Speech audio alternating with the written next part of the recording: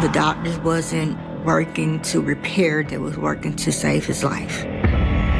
They had to amputate one of his legs, and a day or two later, they had to amputate the other one.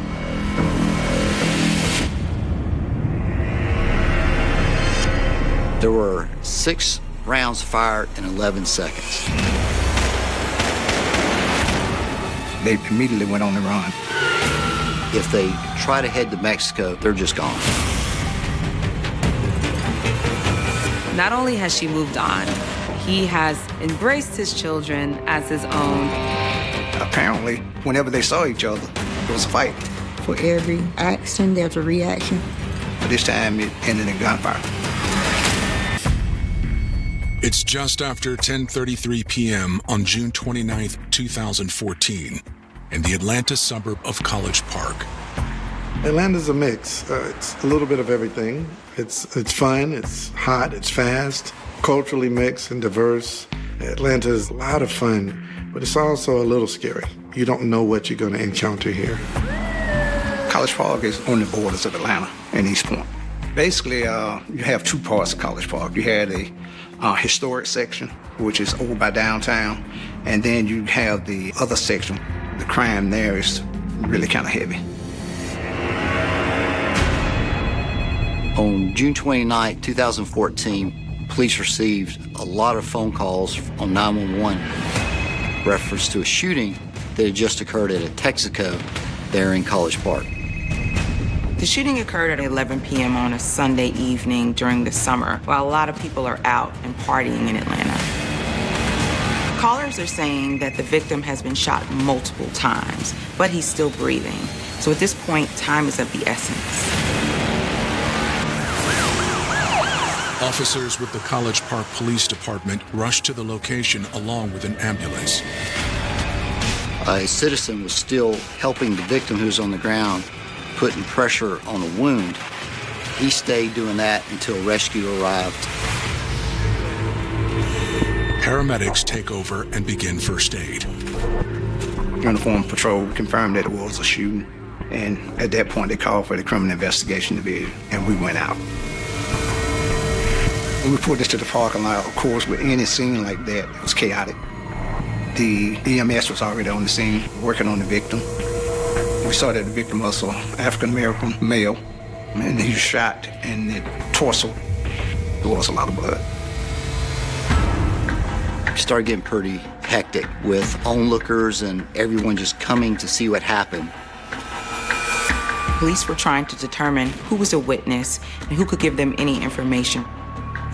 The gas station owner, he recognized the victim as a customer of his, 30-year-old Markel Dalco. Markel, also known as Q, clings to life, but barely.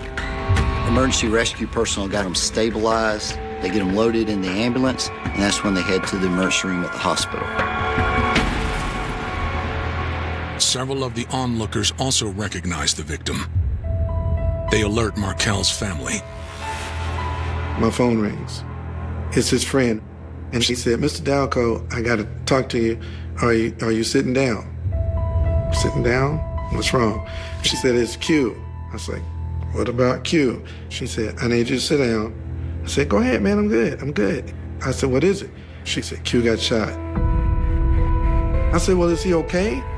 He's conscious, but he's not okay.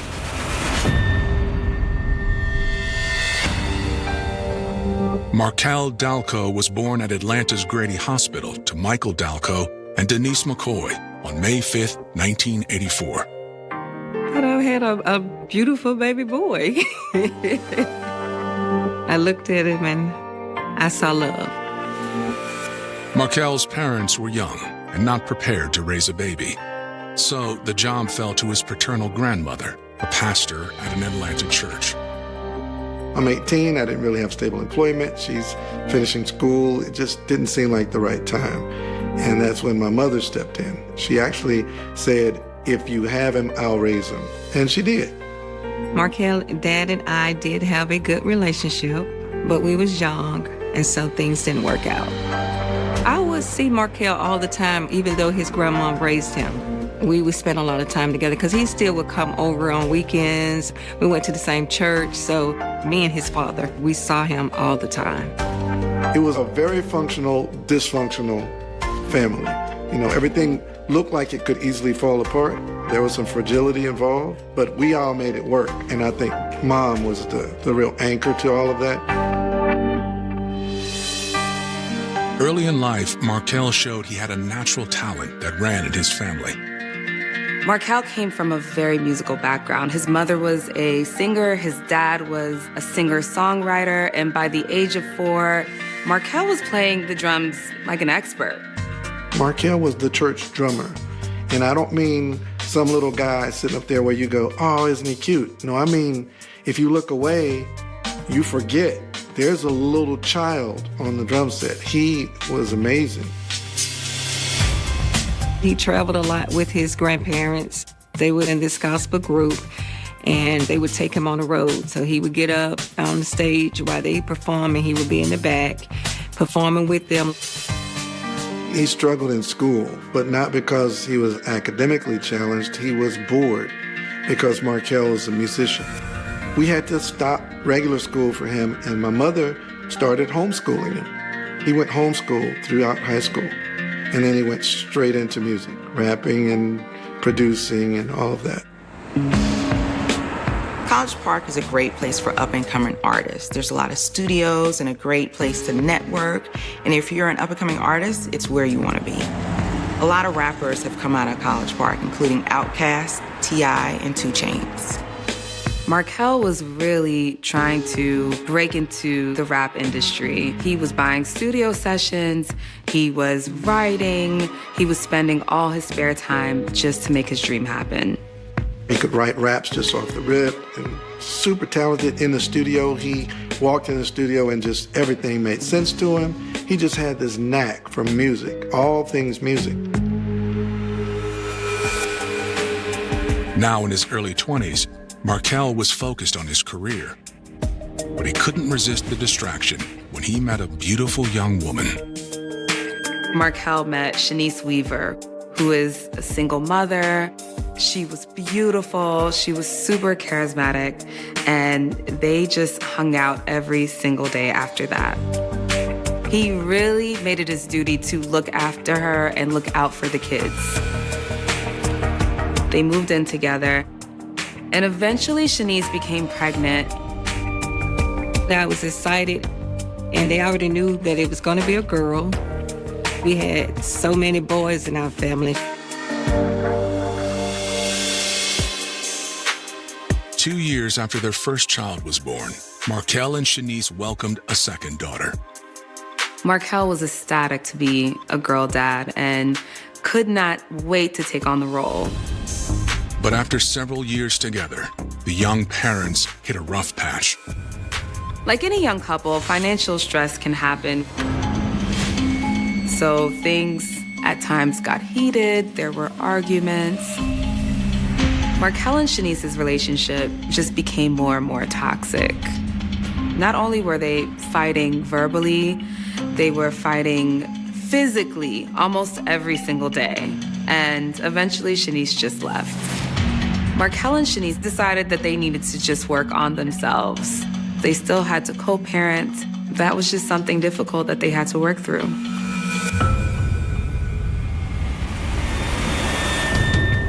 But the night of June 29th threatens to leave Markel's daughters without a father.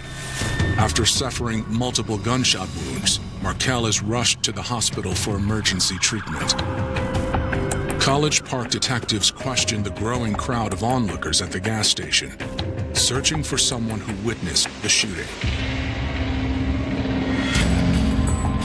We separated the witnesses because when you interview witnesses, you don't want them to hear each other because their story would be the same. So we separated them, and then we started working the scene. There were 2 witnesses at the scene. The witnesses tell police they are acquaintances of Markel. Not only do they know the victim, they witnessed what happened. It was a fight. According to the 2 witnesses, Markel got into a verbal argument with another man and a woman. Everybody starts arguing, calling each other's names, using profanity. Witness actually helped break up the fight. But the altercation wasn't over. After he broke up the fight, they were standing there, and the female walked over to the car, retrieved the handgun, came back and gave it to him. The two witnesses report that things went from calm to chaos.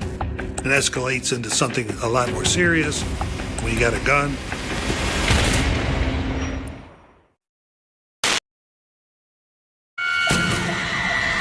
Atlanta detectives are at a College Park gas station where 30-year-old Markel Dalco was shot multiple times. With Markel en route to the hospital, two eyewitnesses explain that the shooting started as an argument between the victim, another man, and a woman. Both witnesses said they saw the female suspect hand the male suspect a handgun. He walked over and shot the victim. And then at that point, they both left in a gold Crown Vic.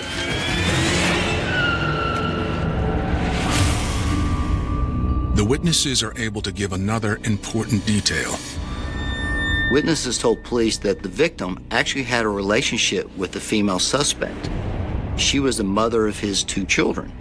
They told police that her name was Shanice. As for the male suspect, the witnesses only know him as Shanice's man. They just knew his name was Jay, and that was the new boyfriend. They described Jay as over 6 feet tall with long dreadlocks.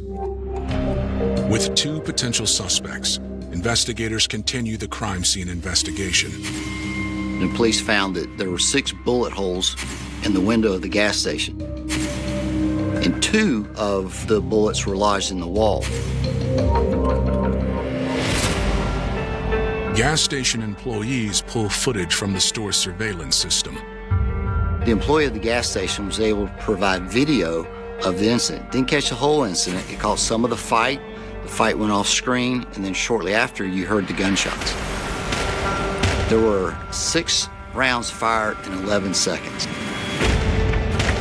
And you don't actually see the shooting. You kind of see them arguing and whatever, and then they kind of move off camera, and you hear the gunshots. The other thing the video doesn't show is a clear picture of the shooter's face. Detectives hope that Markel can help. We had to go down to the hospital and talk to Mr. Dalco. We knew her name was Shanice, so we had to confirm that her name was Weaver. They find Markel barely conscious and about to be wheeled into the operating room. He gave us the information that the person involved in the shooting was his baby's mother, Miss Shanice Weaver. As for the shooter, Markel doesn't know his name either. Just knew his name was Jay, and that was the new boyfriend. And then he was rushed into surgery. The surgeons start working on him. In fact, he was in surgery for 9 hours that evening.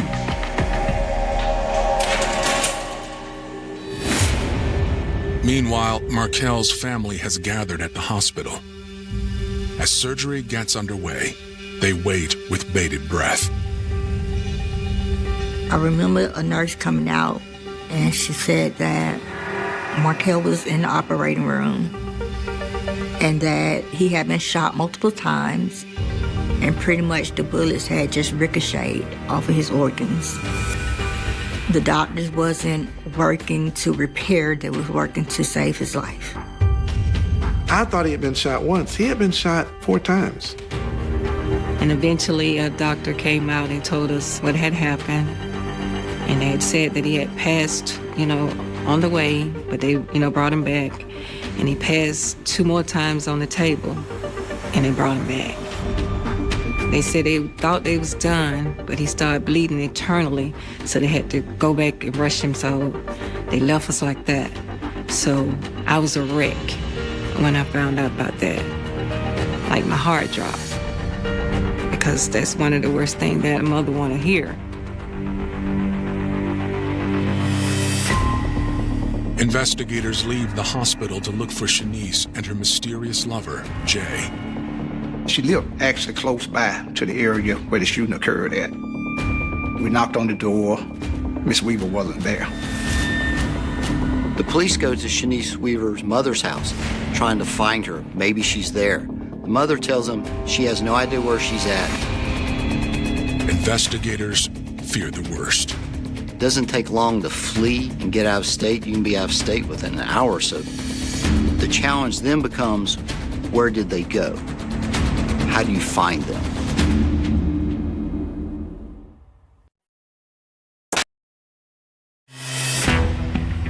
After Markel Dalco is shot 4 times in a gas station parking lot, he is left fighting for his life at an Atlanta hospital. College Park detectives are on the hunt for 2 suspects: the mother of Markel's 2 daughters, Shanice Weaver, and her new boyfriend, known only as Jay. Detectives are unable to locate either suspect and fear they may have fled the Atlanta area. She never went back home. I think they probably immediately went on the run after the shooting. So now, Shanice and her new boyfriend are both fugitives from justice. Investigators issue a be on the lookout for Shanice, her boyfriend, and the gold Crown Victoria they are suspected to be driving. When you get suspect information, either their names or type of vehicle, that information is typically dispatched over the air to all local law enforcement. Shanice's phone appears to confirm that the couple is on the run. They started doing what we call pinging her phone, and you can see the phone moving, headed to California. We notified the U.S. Marshals. That's what we do when people cross over to another jurisdiction. We notify the marshals, and the marshals immediately start working on it. The day after the shooting, Markel's father contacts police, letting them know he located a picture of Shanice and the mysterious Jay on social media. We pulled it off and put it on our bolo. The be on the lookout gets attention from an unexpected source: Shanice. College Park police obtained a picture of Shanice and posted it on their website about her being wanted. Once we put out the bolo, she found out that it was out there, and she immediately went on and started to taunt us. That spurred Shanice to make a comment on their post saying, well, at least you got a good picture of me. One of her public posts actually said, at least my mugshot is cute.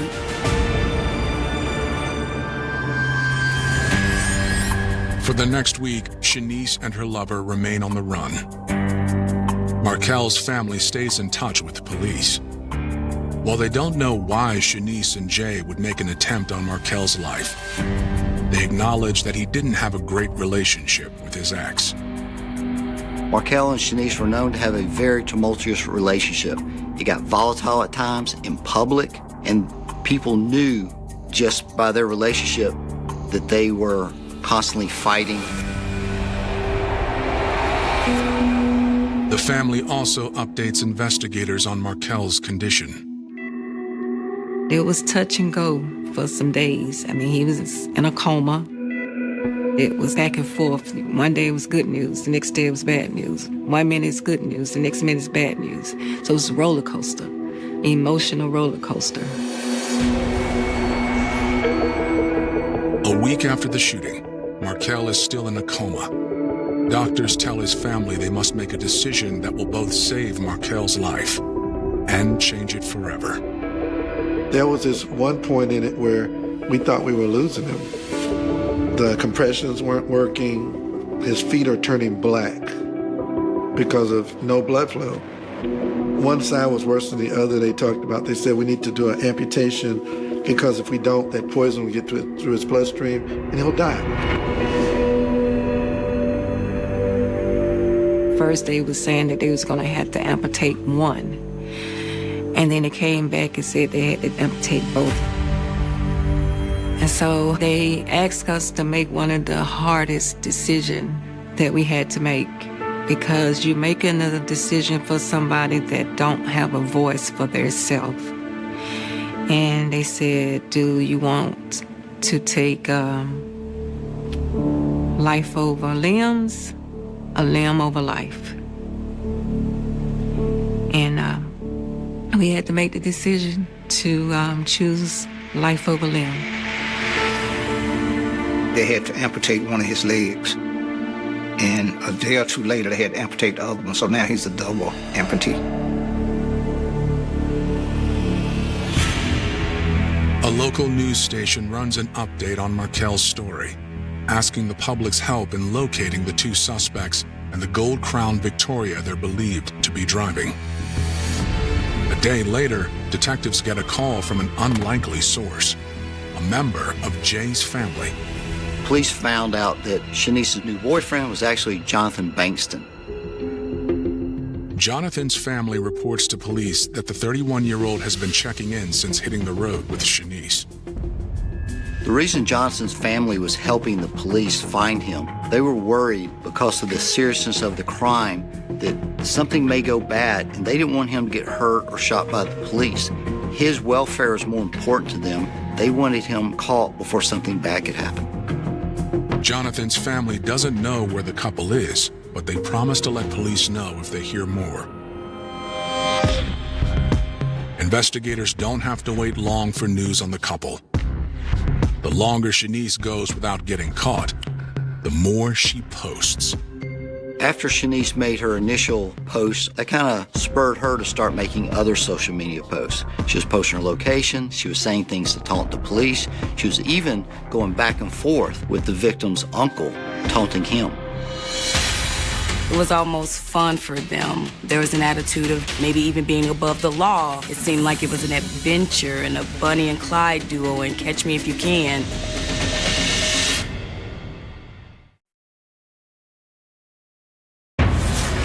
After the near-fatal shooting of Markel Dalco, the mother of his two children, Shanice Weaver, and her new boyfriend, Jonathan Bankston, hit the road.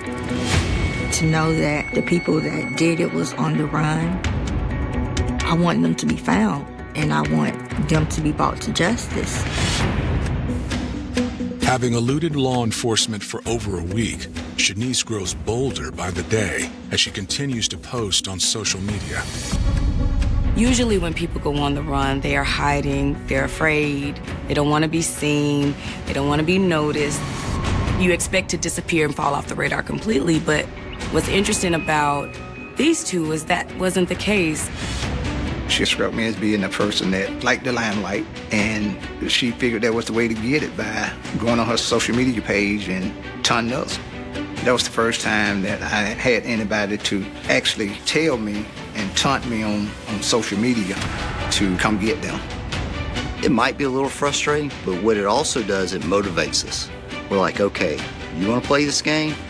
We're going to play this game with you.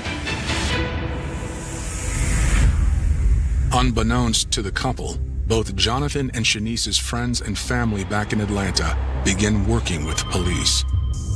A lot of times suspects will call back to the area where the crime happened just to see what's going on, to see if anybody has any information. Shanice started calling people from California. So it was actually some friends or relatives of hers that actually said, yeah, they're in California. Investigators fear the lovers may have their sights set on Mexico. If they try to head to Mexico, it's not too hard to get in, they're just gone. Once they cross that border, there's no telling when they get caught. On July 9th, 2014, 11 days after the shooting, one of Jonathan Bankston's family members calls police. The relative informs them that Jonathan just made plans to meet his aunt for a meal in Los Angeles. At that point, the U.S. Marshals zoomed in on that restaurant. Shanice and Jonathan thought distance mattered. They were 2,000 miles away from the scene of the crime. But in today's life, with the internet and communications, that distance doesn't mean a whole lot.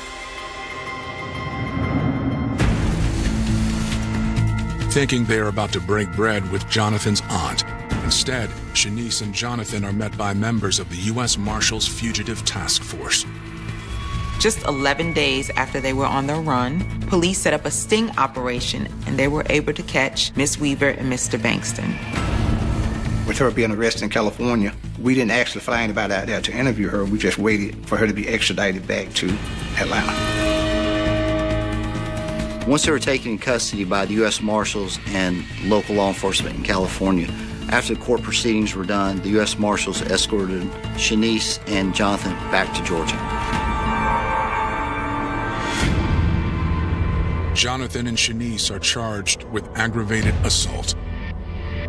When we learned that they had been caught, it was a relief because we went a week not knowing where they are. Are they still in town? Is he in danger? We didn't know. So to find out that they had been caught, that's one less thing we had to worry about. After the arrests, Atlanta investigators finally get the chance to sit down with the couple. The biggest question still looming over the investigation is why. Shanice isn't saying. Amazingly, with her ton us, when she got back to Georgia, she wasn't very talkative and she lawyered up. When we went to attempt to interview her, she invoked her right to an attorney. And once she invokes her right to an attorney, we can't talk to her anymore unless she called us to talk. They have no better luck with Jonathan. He was more of a follower, and he kind of followed her lead, so he lawyered up also. Neither Jonathan nor Shanice are talking. But there is one person who might still be able to shed light on the truth. I turns around, and when I turn around, I see him pointing a gun at me. So I say, you know, you point that gun at me, you better kill me.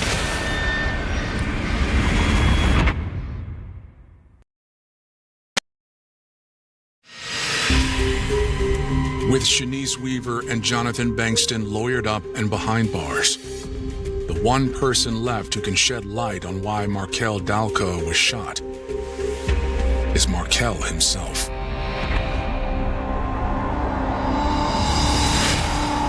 Three weeks after the shooting and following a double amputation, Markel wakes up. We was happy that he opened his eyes up, but when he started trying to feel for his legs, that was rough. Like, I'm turning my head trying to keep from crying so he won't see the tears. And he's looking scared because he's trying to figure out what's going on, where his legs at. So that was kind of like a bittersweet thing because you're happy that he's awake and, you're excited he's still here. But then the bitter part is he's realizing he's not whole anymore. When I first woke up, I was just actually happy to be alive.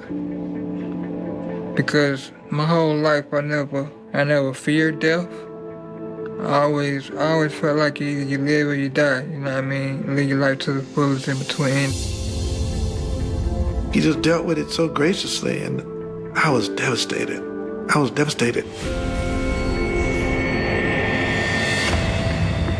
Investigators visit him at the hospital. Markel explains that the tension between himself and Jonathan started when his kids began referring to Jonathan as their stepfather. Yeah, but like, my kid don't need no stepdaddy, you know what I mean? They got a good father right here. I know you trying to make me jealous. And that's where our beef started. Every time we'd see each other, it was something, you know what I mean? To the point where when we started having separate birthday parties and stuff for the kids and stuff, because we couldn't all be in a room together.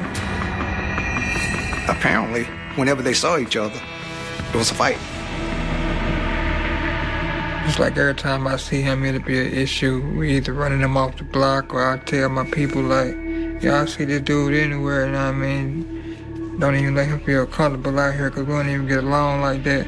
And that was my way of not going to the next level. You know what I mean? Just keeping him away from me.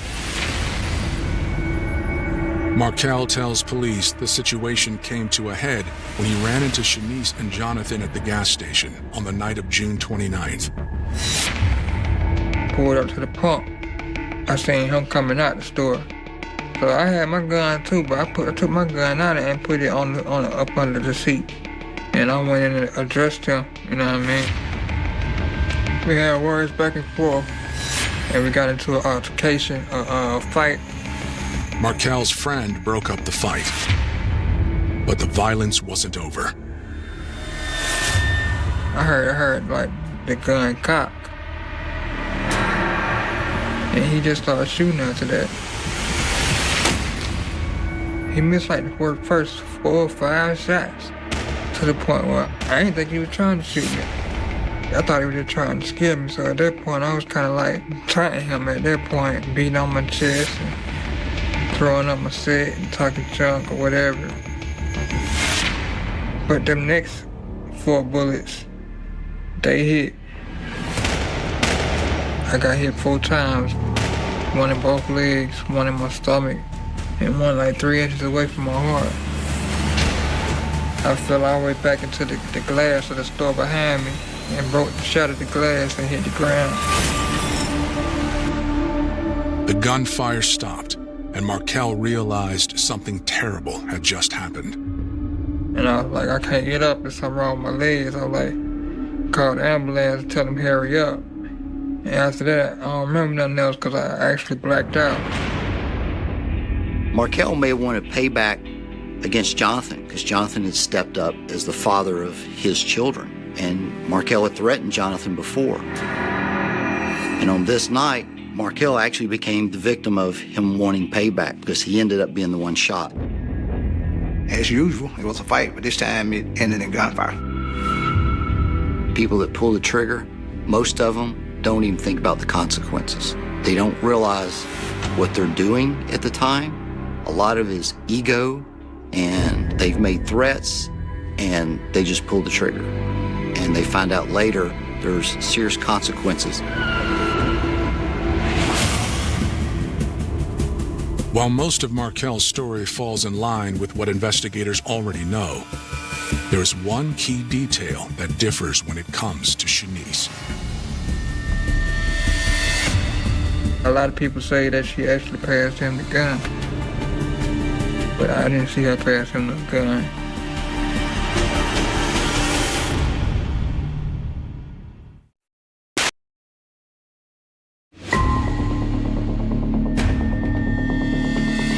Following their arrests on July 10, 2014, Shanice Weaver and Jonathan Bankston faced charges in the shooting that almost claimed the life of Shanice's ex-boyfriend, Markel Delco. I remember speaking with the DA, and, we talked about going for aggravated assault. And for each limb that my brother lost, that's a charge. He lost his legs, that's a charge. If he lose anything internally, that's a charge. That's about as serious as you can get. Fortunately, the victim in this case didn't die. Otherwise the charges would have been escalated to murder. Shanice and her defense attorney weigh her chances at trial. They were taunting the police like, you can't catch me, that kind of thing. They can use that all against you in a court of law when it comes time to hear your case. And so therefore, what does that do? That just makes everybody mad, and obviously that could be enhance your sentence, getting a few more years because you're acting that way. With the trial looming and her fate hanging in the balance, Shanice makes a decision. Her record was not anything significant. So as a result of that, I was able to negotiate with the district attorney's office to work out a plea. In turn, Shanice admits to playing a role in the shooting. She had 2 children at the time with the victim. She, of course, at this time had a new boyfriend. So you had these 3 people, they all gotten into an argument. It was just a 3-ring circus, really. As Markel also reported, Shanice claims she did not hand the gun to Jonathan. But that doesn't mean she is without blame for what happened next. She got mad and upset. She told her boyfriend, go to the car, get the gun. And he went to the car and did get the gun. He ended up coming back with the gun and then ultimately shooting the alleged victim several times.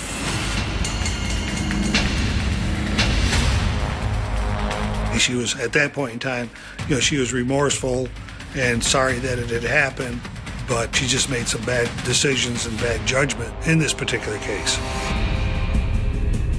Shanice pleads guilty to aggravated assault aggravated battery, and 1 count of possession of a firearm in the commission of a crime.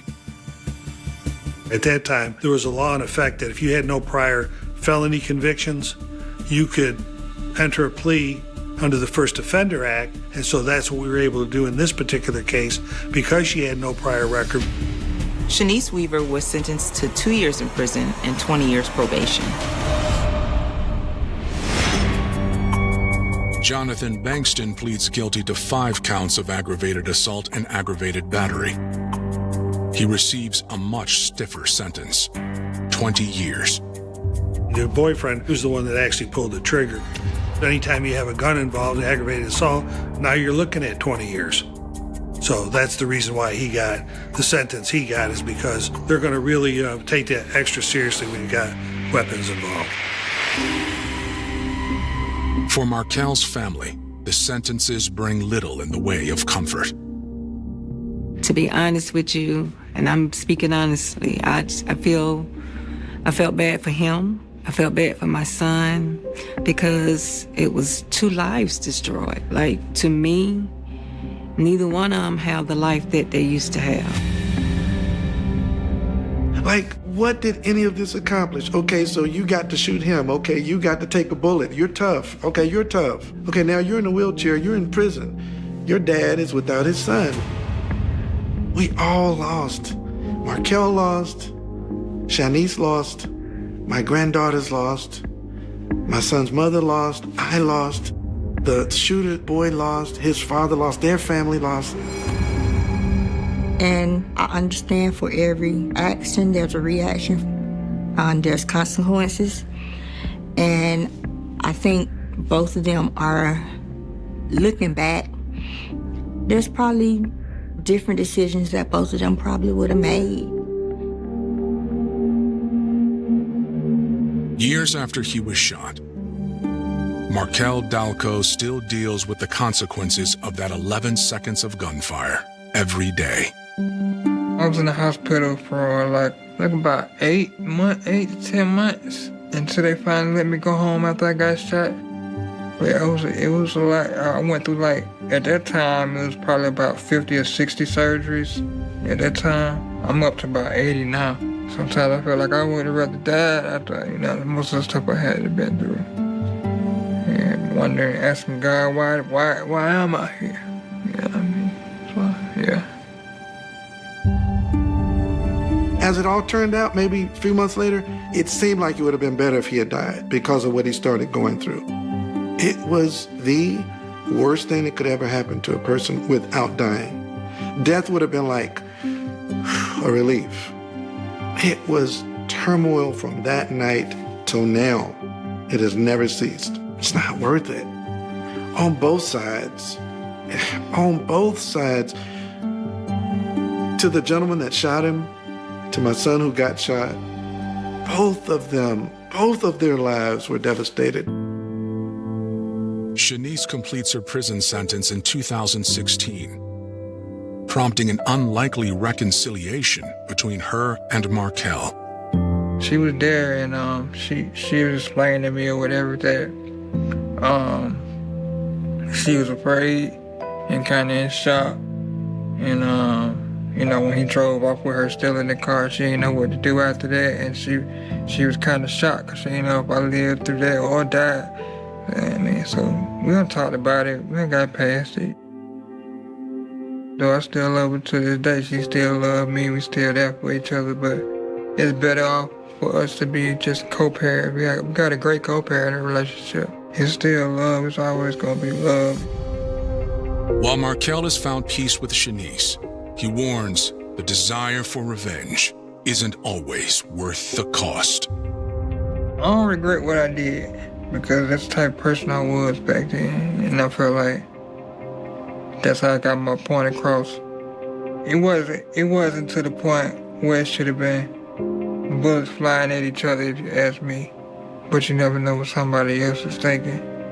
So you can't never take that for granted because the next man snap off like that and do anything in the next couple seconds. That's all it takes.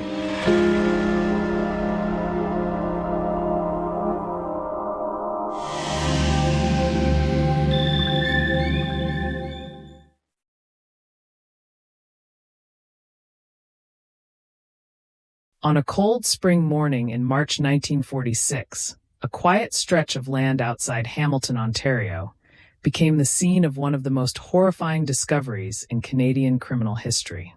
A passerby noticed an abandoned suitcase lying awkwardly near the roadside.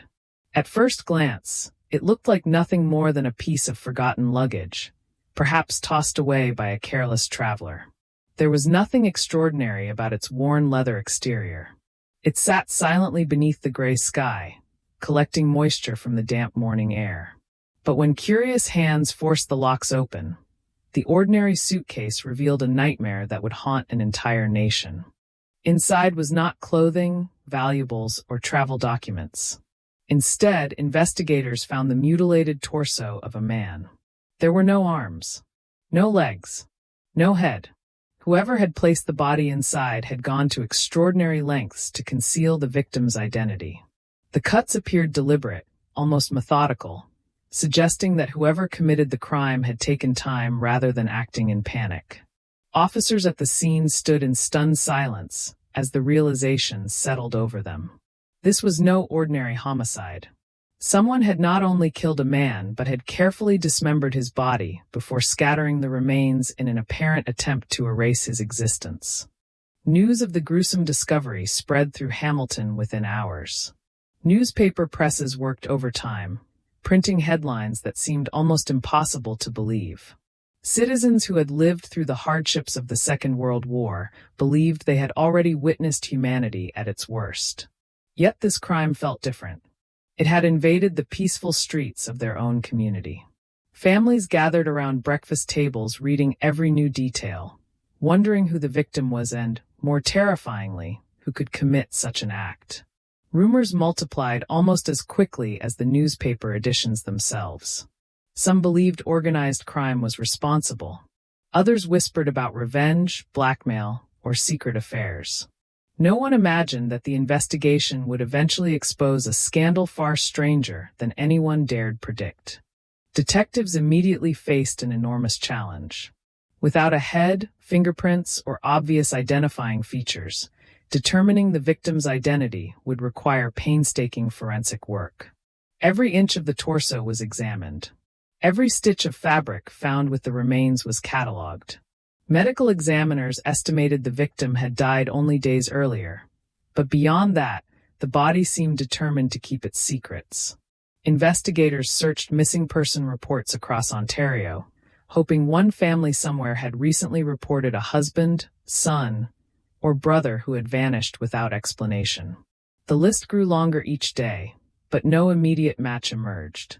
As officers canvassed neighborhoods and questioned residents, another unsettling realization emerged. Whoever disposed of the suitcase appeared confident. The location had not been chosen randomly. The killer had transported the remains, selected an isolated dumping site, and left without attracting attention. That level of planning suggested someone calm, organized, and frighteningly composed. Detectives began wondering whether they were dealing with a seasoned criminal or an ordinary citizen capable of unimaginable violence behind closed doors. The press quickly gave the investigation a chilling nickname, the Torso Murder. Those two words alone were enough to capture the nation's imagination. Every new development became front-page news. Reporters followed detectives, interviewed neighbors, and speculated endlessly about possible suspects. The public's fascination grew alongside its fear. Parents warned children not to wander alone. Doors that had once been left unlocked at night were suddenly bolted. People looked differently at strangers and, perhaps even more unsettling, at the familiar faces they saw every day. Behind the headlines, investigators worked around the clock. Search parties combed fields, wooded areas, rivers, and abandoned lots, hoping additional body parts might surface. Every discovery, no matter how insignificant, was carefully documented. Detectives understood that somewhere, hidden beneath layers of deception, lay the story of a human life that had ended with extraordinary brutality. Until they identified the victim, every other question remained unanswered. Then came the first breakthrough. Through painstaking forensic examination and missing person investigations, authorities began believing the torso belonged to John Dick, a local man whose disappearance had recently drawn little attention. Unlike dramatic kidnappings or public confrontations, John had simply vanished. Friends assumed he had traveled. Acquaintances believed he might return at any moment. But now, as investigators pieced together evidence, that assumption began to collapse. John Dick's disappearance immediately shifted attention toward the people closest to him. Every homicide investigator understands one uncomfortable statistical truth. Victims often know the person responsible for their deaths. Detectives quietly started reconstructing John's final days. They examined his relationships, finances, employment, and personal habits. Every interview revealed another fragment of his life. Yet one name surfaced repeatedly, drawing increasing attention with every conversation. His wife, Evelyn Dick. To neighbors, Evelyn was unforgettable. Attractive, stylish, and charismatic, she possessed the kind of confidence that naturally drew attention whenever she entered a room. Some admired her independence. Others considered her mysterious. Opinions differed wildly depending on whom detectives questioned, but one thing became increasingly clear. The marriage between John and Evelyn had not been the happy union many outsiders assumed it to be. At that stage, however, investigators had far more questions than answers. Was Evelyn a grieving widow caught in unimaginable circumstances? Was she another victim of whatever dark force had taken John's life? Or did the elegant young woman at the center of growing public curiosity know far more than she admitted? No one yet realized that the suitcase discovered on that lonely roadside was only the beginning. As detectives continued searching for answers, they would uncover secrets buried far deeper than a single murder. Hidden behind the respectable image of post-war Canadian society waited revelations so disturbing that they would shock courtrooms, dominate newspaper headlines for years, and transform the Torso murder into one of the most infamous criminal cases in Canada's history. Hamilton, Ontario, in the 1940s was a city suspended between hardship and hope. The Second World War had recently ended, and thousands of Canadians were trying to rebuild ordinary lives after years of sacrifice and uncertainty. Steel mills roared from sunrise until long after dark, filling the air with smoke that drifted across neighborhoods where working families struggled to create a stable future. Men returned from military service, searching for employment and peace. Women who had stepped into factories during the war were adjusting once again to changing expectations. Despite the economic challenges, there was a growing belief that better days lay ahead.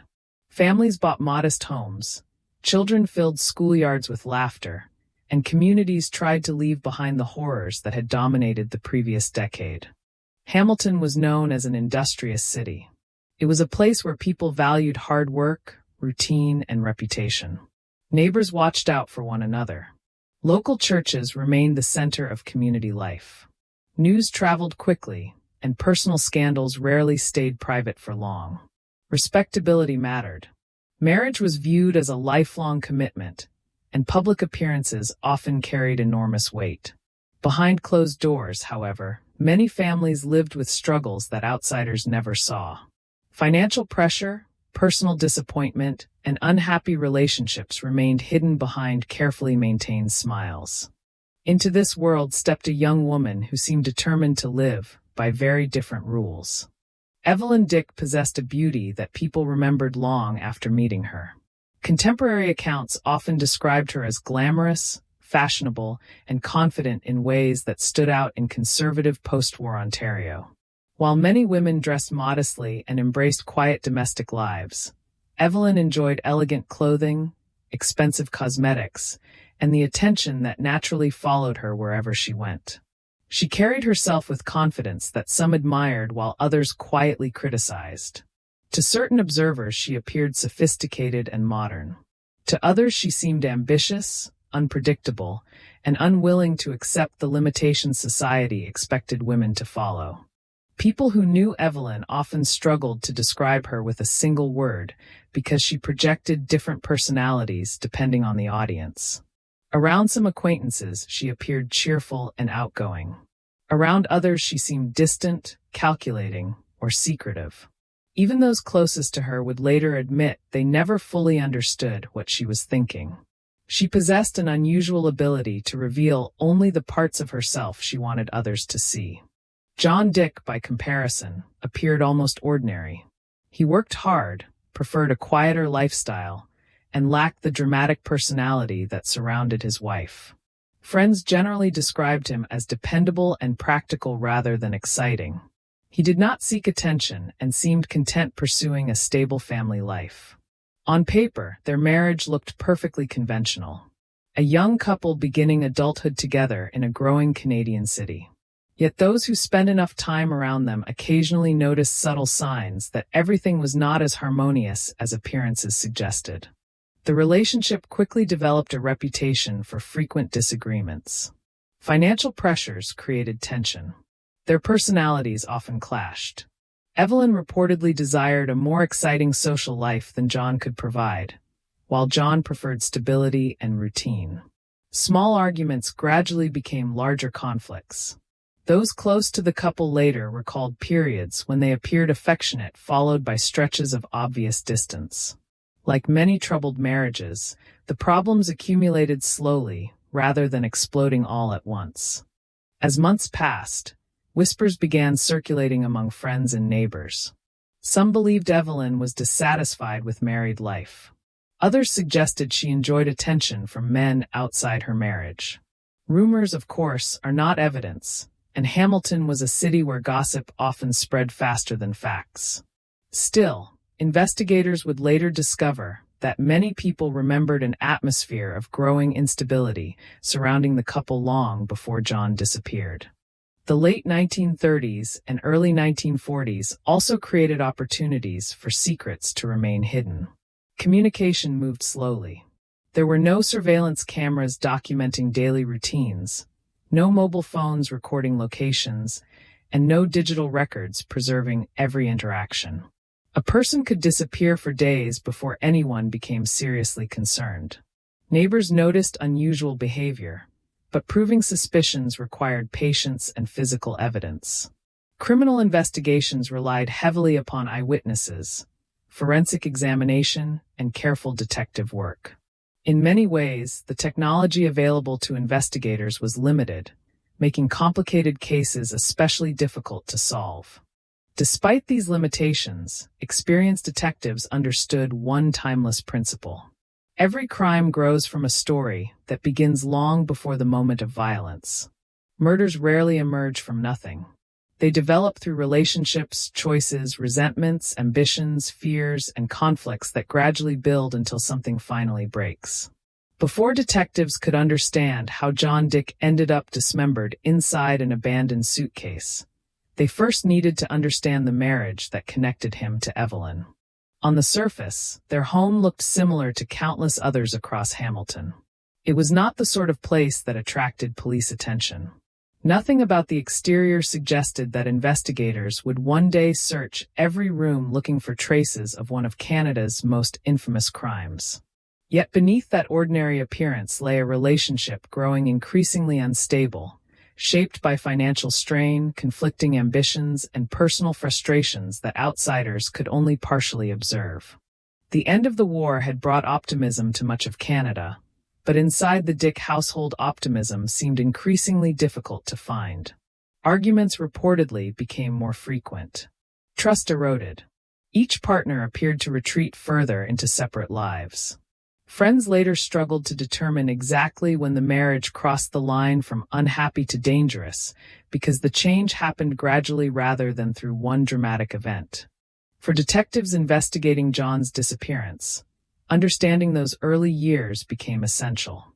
Every conversation with relatives, co-workers, and acquaintances added another piece to the puzzle. Some described Evelyn as charming and affectionate. Others remembered manipulation and emotional distance. John was often portrayed as hardworking, but increasingly overwhelmed. The conflicting accounts painted a complicated portrait rather than a simple story of a happy marriage gone wrong. As investigators reconstructed the couple's history, one conclusion became increasingly difficult to ignore. Whatever had happened between John and Evelyn had not begun in the days immediately before his disappearance. The roots stretched back much further, hidden beneath years of private conflict and carefully maintained appearances. The peaceful streets of Hamilton concealed a marriage unraveling behind closed doors. And before long, that private collapse would erupt into a crime so shocking that it would forever become known simply as the Torso Murder. Long before his name became attached to one of Canada's most infamous murder investigations, John Dick was simply another hard-working man trying to build a future in Hamilton. He was not wealthy, influential, or particularly well-known. Friends remembered him as someone who preferred routine over excitement, responsibility over risk, and quiet evenings over crowded parties. He belonged to the generation that believed success came through discipline and perseverance rather than luck. In a city driven by factories and industry, John fit naturally into the rhythm of everyday life. He worked hard, paid his bills, and expected that if he treated people honestly, life would eventually reward him with stability. Those who knew John rarely described him as charismatic. Instead, they spoke about reliability. He arrived when he said he would. He fulfilled obligations without seeking recognition. He was not the kind of man who dominated conversations or became the center of attention at social gatherings. In many ways, he blended into the background, comfortable allowing louder personalities to occupy the spotlight. That reserved nature would later become one of the greatest obstacles for investigators. Because John kept much of his private life to himself, few people realized how troubled his marriage had become. When John met Evelyn, many believed they complemented each other despite their obvious differences. Evelyn possessed energy, confidence, and an outgoing personality that seemed to balance John's quieter temperament. Friends initially viewed them as opposites who somehow made sense together. Evelyn brought excitement into John's structured world, while John appeared capable of providing the stability that many believed Evelyn secretly desired. Like countless young couples, they entered marriage believing affection alone could overcome differences in personality. During the early months, that optimism appeared justified. They settled into married life, making plans for the future while presenting themselves as another respectable couple in post-war Hamilton. Neighbors saw them together. Friends attended social occasions with them. To outside observers, nothing seemed unusually wrong. Whatever disagreements existed remained hidden behind polite smiles and carefully maintained appearances. Yet marriages rarely collapse overnight. Tiny disappointments accumulated quietly. Expectations went unmet. Conversations became arguments. Arguments became silence. Silence slowly transformed into emotional distance. John increasingly found himself living beside a woman whose ambitions seemed to extend far beyond the ordinary domestic life he imagined. Evelyn enjoyed attention, admired fashionable clothing, and appeared drawn toward excitement that John's practical lifestyle could not provide. Neither perspective was inherently wrong, but together they created constant friction. One partner valued predictability, while the other appeared restless. One looked toward stability, while the other seemed unwilling to settle into routine. Financial issues only intensified those differences. The 1940s remained a difficult period economically for many Canadian families. Although wartime production had created employment, uncertainty still affected ordinary households. Every purchase required careful consideration. Building financial security demanded sacrifice. John reportedly approached money cautiously, believing that careful planning protected the future. Evelyn, according to people who later testified or spoke with investigators, often preferred a more extravagant lifestyle. Whether those differences alone created major conflict remains impossible to know with certainty, but numerous accounts suggested money became a recurring source of disagreement. As months passed, acquaintances began noticing subtle changes. Some observed that the couple argued more frequently. Others recalled long periods when they appeared emotionally disconnected. Friends who once enjoyed visiting gradually sensed uncomfortable tension inside the home. Conversations stopped when guests entered rooms. Smiles looked forced. What had once seemed like harmless personality differences gradually evolved into something more serious. John rarely discussed those problems openly. Like many men of his generation, he kept personal struggles private. Divorce carried enormous social stigma during the 1940s. Publicly admitting marital problems often felt like admitting personal failure. Instead of confiding in friends, John reportedly continued working while hoping circumstances might eventually improve. His quiet personality made it difficult even for those closest to him to recognize the depth of whatever emotional burden he carried. Meanwhile, Evelyn increasingly attracted attention throughout Hamilton. Descriptions of her varied dramatically depending upon the source. Some admired her independence and confidence. Others believed she manipulated people through charm. Still others considered her misunderstood, trapped inside an unhappy marriage that neither partner truly wanted anymore. Those conflicting impressions would later dominate newspaper coverage during the investigation, transforming Evelyn into one of the most controversial women in Canadian criminal history. But before headlines and courtroom testimony reshaped public perception, she remained simply John's wife. Whatever happened inside their marriage remained known only to the two people living it. As investigators later reconstructed the months preceding John's disappearance, they encountered numerous rumors involving strained relationships, possible affairs, and growing hostility. Separating verified facts from neighborhood gossip proved extraordinarily difficult. Every witness remembered events differently.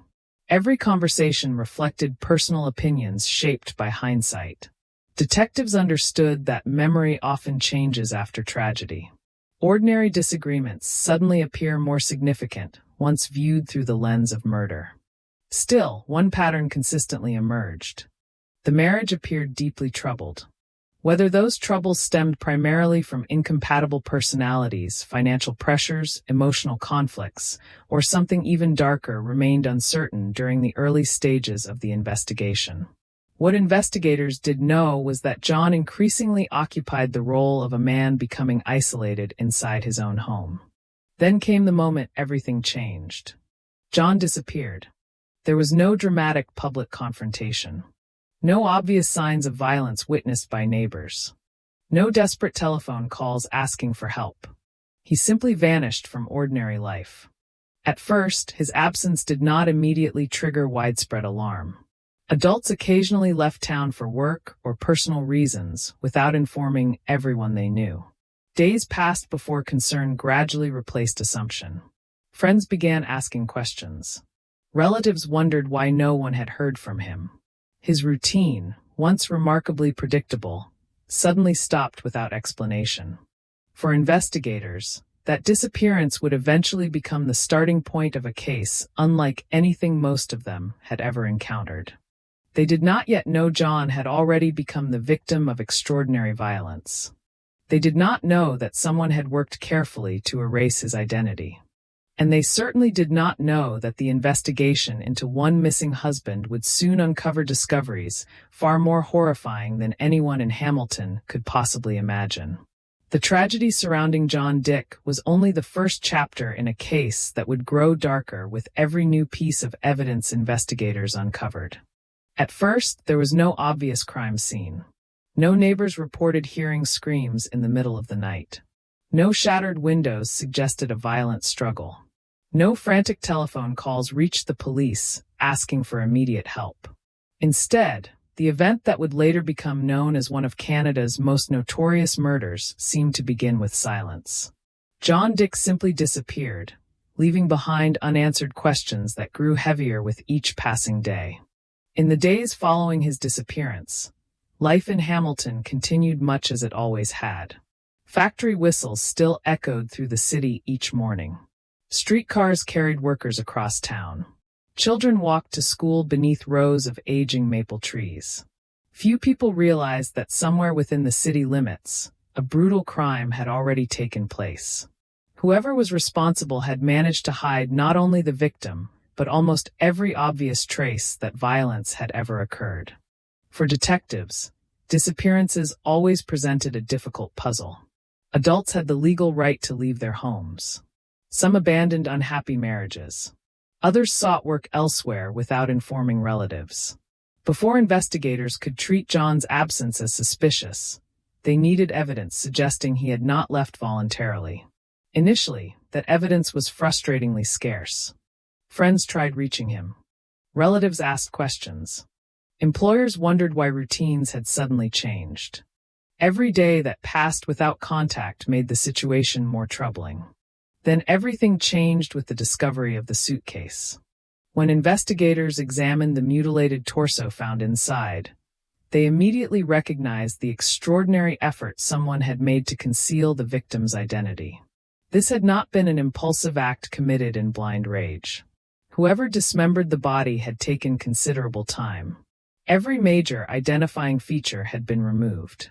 The head was gone. The hands were missing. The legs had been separated from the torso. The remains had then been carefully packed inside luggage before being transported away from wherever the killing actually occurred. Experienced homicide detectives understood exactly what that suggested. The killer wanted time. Time before the body could be identified. Time before investigators could connect the victim to anyone. Time to destroy evidence and create distance from the crime. Medical examiners carefully studied every wound. Although forensic science during the 1940s lacked many modern techniques, experienced pathologists could still distinguish between injuries inflicted before death and those occurring afterward. Their examinations indicated that the dismemberment itself was part of an organized attempt to dispose of the body rather than the direct cause of death. Someone had deliberately transformed a human being into unrecognizable pieces. The brutality shocked even seasoned investigators. Many officers had served during the Second World War. They believed they had already witnessed humanity at its darkest. Yet encountering such calculated violence within an ordinary Canadian community felt deeply unsettling. War was supposed to belong overseas. Hamilton was supposed to be safe. As newspapers learned more details, public fascination exploded. Every edition carried larger headlines. Every rumor became neighborhood conversation. Citizens debated possible motives. Some insisted organized crime must be involved. Others imagined gambling debts, blackmail, or political conspiracies. Very few suspected the truth might lie inside what outwardly appeared to be an ordinary marriage. While journalists searched for dramatic stories, detectives focused entirely upon identification. Without knowing who the victim was, every theory remained speculation. They compared missing person reports. They examined dental records where possible. They questioned employers whose workers had recently vanished. Slowly, patiently, the investigation began narrowing toward one likely identity. John Dick. The confirmation changed everything. No longer were detectives investigating an anonymous homicide. Now they possessed a life to reconstruct, a family to interview, relationships to examine, and perhaps most importantly, a wife whose answers suddenly carried enormous significance. Investigators approached Evelyn carefully. During initial conversations, she reportedly appeared composed. Like many spouses questioned after a disappearance, she explained the recent state of the marriage through her own perspective. Detectives listened closely, paying attention not only to what she said, but also to what she chose not to mention. Every answer generated additional questions. Every timeline required verification. Meanwhile, search teams expanded their efforts. If the torso had been abandoned in one location, perhaps additional body parts had been discarded elsewhere. Fields were searched. Wooded areas examined. Waterways inspected. Officers understood that every missing piece might contain valuable evidence capable of identifying the killer or revealing how the crime had unfolded. The grim searches produced disturbing results. Additional human remains began appearing in separate locations. Each discovery reinforced investigators' belief that whoever committed the murder had intentionally scattered the body over a wide area.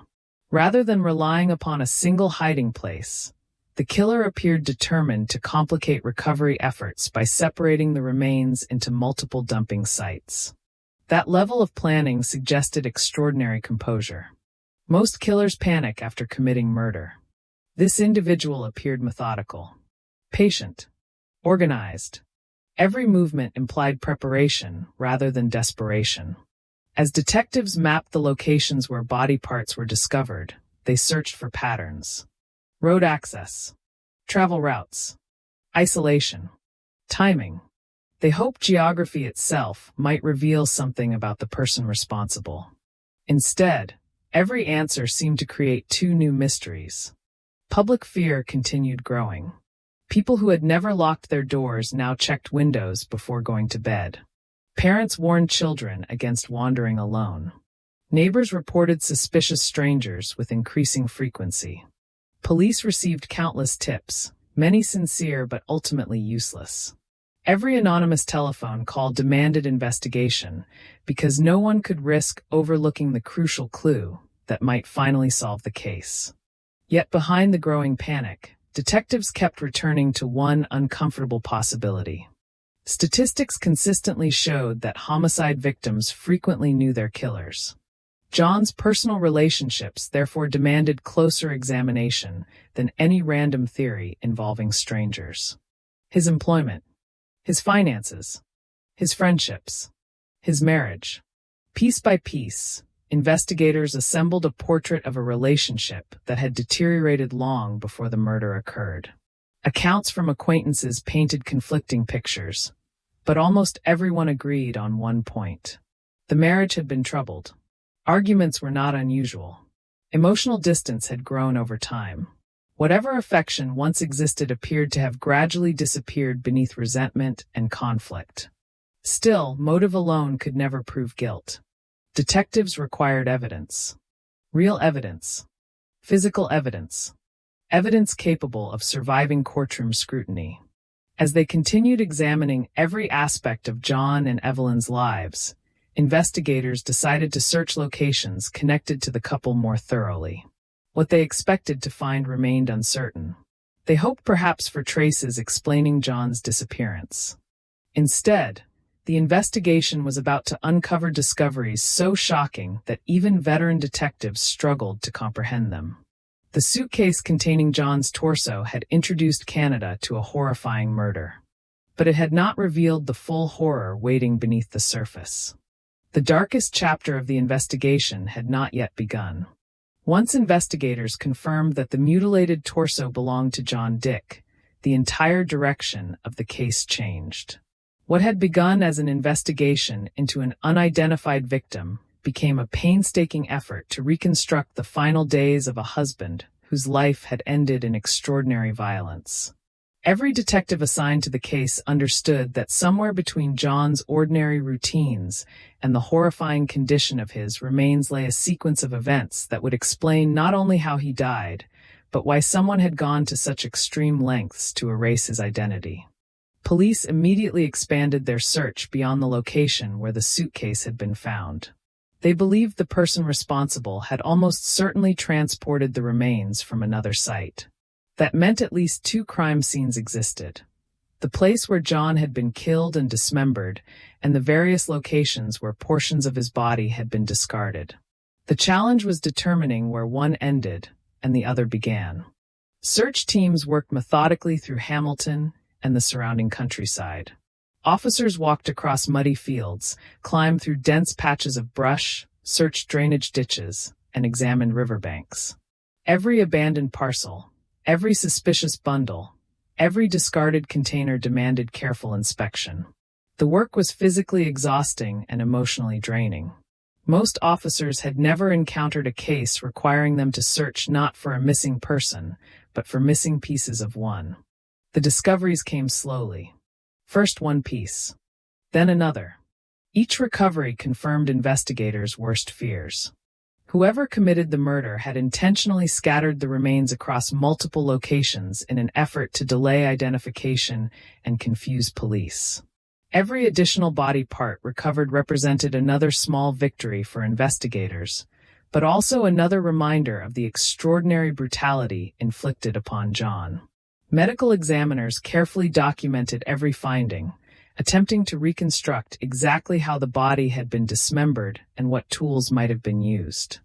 Although forensic science during the 1940s lacked DNA analysis and many modern investigative techniques, experienced pathologists could still provide valuable conclusions. The cuts appeared deliberate rather than careless. Whoever performed them had taken time to separate the body systematically. Detectives debated whether the killer possessed medical knowledge, butchering experience, or simply remarkable determination.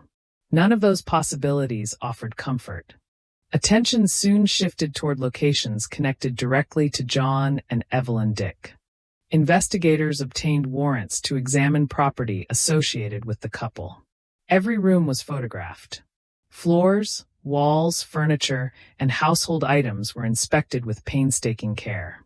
Detectives searched for bloodstains, weapons, clothing, cleaning materials, and anything suggesting violence had occurred inside what outwardly appeared to be an ordinary home. At first glance, nothing seemed dramatically out of place. The house appeared remarkably normal. Too normal. Experienced investigators often become suspicious when crime scenes appear excessively clean. Ordinary homes accumulate clutter, dust, forgotten objects, and signs of daily life. Yet in certain areas, detectives noticed subtle indications that someone had invested considerable effort into cleaning. Floors seemed unusually scrubbed. Certain objects appeared recently moved. Small inconsistencies began attracting attention. Individually, those observations meant very little. Together, they suggested that someone might have attempted to eliminate evidence. As investigators continued processing the property, witnesses also came forward with increasingly important information. Neighbors recalled unusual activity. Some remembered seeing movements around the house during hours that now seemed significant. Others described behavior they had dismissed at the time, but which suddenly appeared suspicious after news of the murder spread throughout Hamilton. Detectives understood that eyewitness testimony could be unreliable, especially after extensive newspaper coverage, but every statement helped build a clearer timeline. Meanwhile, journalists transformed the investigation into a national obsession. The phrase torso murder appeared in newspapers across Canada. Readers followed every development with morbid fascination. Speculation became almost impossible to control. Editorials questioned whether the killer might strike again. Reporters surrounded the courthouse, hoping for interviews. Police found themselves under enormous public pressure to solve the case quickly. Yet investigators refused to rush. They knew that complicated homicide cases often collapsed when detectives allowed public opinion to replace evidence. Instead, they continued following facts wherever those facts led. And increasingly, those facts pointed back toward Evelyn Dick. Detectives interviewed friends, relatives, and acquaintances repeatedly, comparing every account against previous statements. They searched for contradictions. They examined financial records, personal correspondence, and household relationships. They wanted to understand not simply whether the marriage had been unhappy, but whether it had deteriorated to the point where murder became conceivable. The answers varied dramatically depending upon the witness.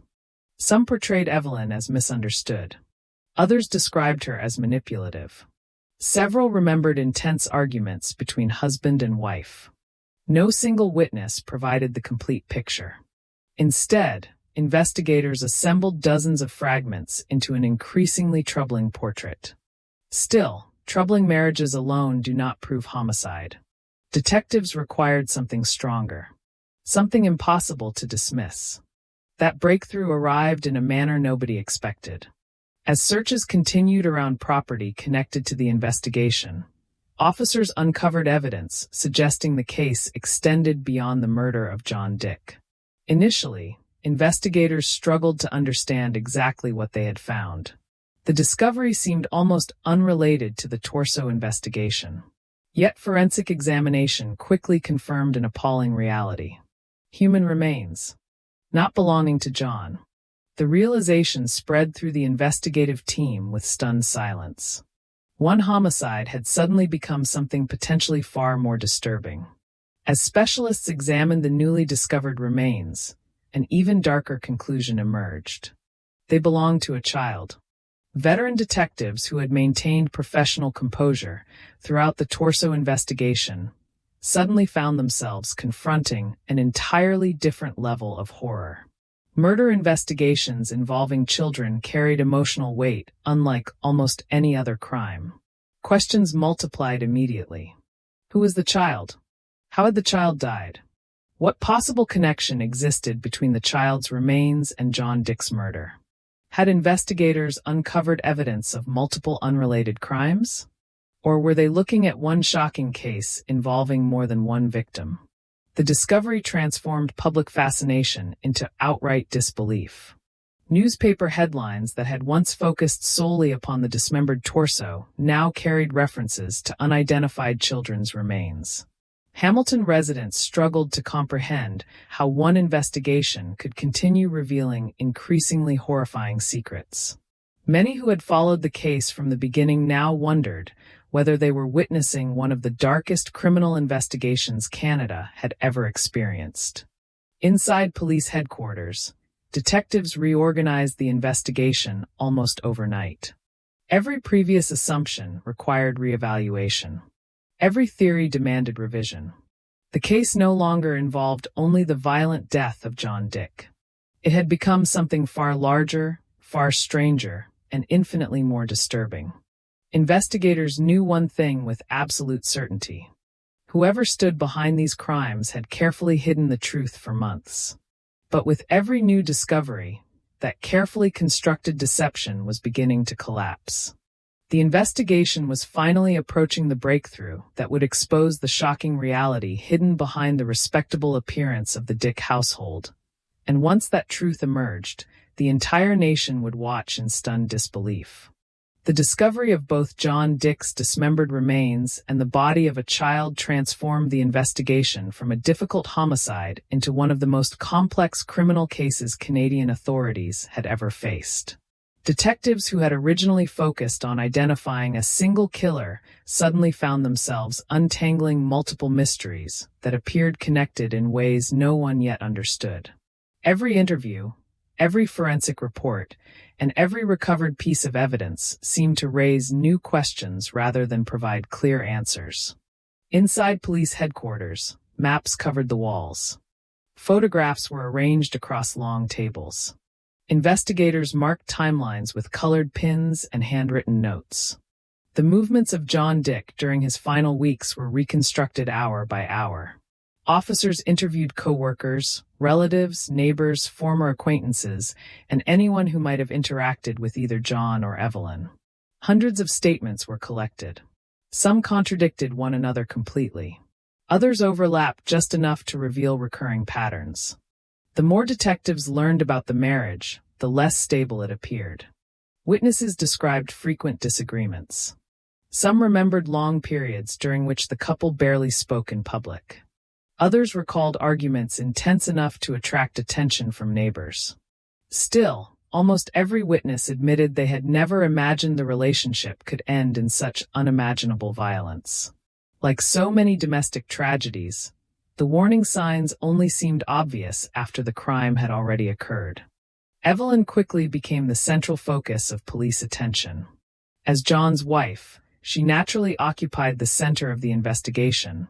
But detectives were careful not to mistake suspicion for proof. They questioned her repeatedly, comparing every statement against physical evidence and witness testimony. Investigators searched for inconsistencies in her timeline, examining where she claimed to have been and who could verify those movements. Small discrepancies began appearing. None individually established guilt, but together they encouraged detectives to continue digging deeper. Meanwhile, forensic specialists continued examining every recovered item. The suitcase itself became an important piece of evidence. Its construction, condition, and ownership were carefully studied. Detectives hoped it might connect directly to a suspect or reveal where the body had been transported from. Clothing fragments, fibers, stains, and traces of soil were collected wherever possible. Although forensic technology remained limited compared to modern standards, experienced investigators understood that even the smallest physical detail could become decisive inside a courtroom. The child discovered during the investigation created an entirely separate layer of complexity. Authorities worked desperately to determine the child's identity. Missing child reports were reviewed. Medical examinations attempted to estimate age. Investigators interviewed relatives connected to Evelyn and John, searching for any unexplained pregnancies, disappearances, or family secrets that might explain the horrifying discovery. As details slowly emerged, public fascination turned into national obsession. Newspapers published daily updates. Crowds gathered outside courthouses. Radio broadcasts discussed every rumor. The case no longer belonged only to Hamilton. Canadians across the country followed every development, trying to understand how an apparently ordinary family had become connected to such extraordinary violence. Public opinion, however, often moved faster than evidence. Some newspapers portrayed Evelyn as unquestionably guilty before any trial had begun. Others questioned whether investigators were overlooking another suspect. Defense attorneys criticized sensational reporting, arguing that constant media coverage threatened the possibility of an impartial jury. Detectives ignored the headlines as much as possible. Their responsibility was not satisfying public curiosity, but building a case capable of surviving legal scrutiny. Investigators next turned their attention toward financial records. Money often reveals motives hidden behind emotional conflicts. Bank transactions were examined. Property ownership reviewed. Insurance documents analyzed. Although no single financial discovery explained the murder, detectives believed economic pressures, inheritance questions, and marital disputes all formed part of the broader picture surrounding John Dick's death. They also investigated every person known to have maintained close relationships with Evelyn. Friends, family members, acquaintances, possible romantic interests. Anyone who might have assisted before or after the murder attracted police attention. Officers understood that dismembering and transporting a body required considerable effort. Whether one individual acted alone or received assistance remained an open question throughout much of the investigation. Several leads initially appeared promising. Some witnesses reported suspicious individuals. Others described unusual vehicles seen near relevant locations. Each possibility required careful examination. Most eventually collapsed under closer scrutiny. False leads consumed valuable time, but also helped eliminate alternative explanations, gradually narrowing the investigation back toward its primary suspect. As evidence accumulated, detectives began reconstructing what they believed happened after John's death. The body had likely been dismembered in a controlled environment where the killer could work without interruption. The remains were then packaged and transported in stages. Finally, different portions were abandoned at separate locations in an apparent attempt to delay identification and complicate the investigation. The sequence reflected planning rather than panic. That conclusion deeply influenced investigators. Crimes committed in sudden rage often leave chaotic evidence behind. This case suggested preparation, organization, patience. Every step indicated someone determined not merely to kill but to erase. Yet despite the careful planning, detectives believed mistakes had inevitably been made. Every criminal leaves something behind. A witness, a receipt, a forgotten object, an inconsistent statement. Investigators simply needed enough pieces to reveal the complete picture. Gradually, interviews with forensic specialists strengthened the prosecution's developing theory. Medical findings aligned with witness accounts. Timelines became increasingly difficult to reconcile with Evelyn's explanations. Physical evidence supported conclusions detectives had previously considered only possibilities. While defense attorneys would later challenge many aspects of the investigation, police grew increasingly confident they possessed sufficient evidence to proceed. The child victim, however, continued haunting everyone involved. Even officers accustomed to violent crime admitted that discovery affected them profoundly. Many investigators later remembered that aspect of the case more vividly than the already horrifying Torso murder itself. It reminded everyone that beneath the newspaper headlines stood real human lives destroyed by unimaginable acts of violence. Eventually, prosecutors reached the same conclusion detectives had been approaching for months. The evidence, while largely circumstantial in certain areas, formed a coherent narrative when viewed together. Witness testimony, forensic findings, behavior after the disappearance, contradictory statements. The accumulation of countless individual details pointed toward one person more strongly than anyone else. Authorities formally prepared their case. Arrest decisions were finalized. Court documents assembled. Canada now waited for what promised to become one of the most sensational murder trials in its history. The investigation had uncovered secrets hidden beneath an ordinary marriage.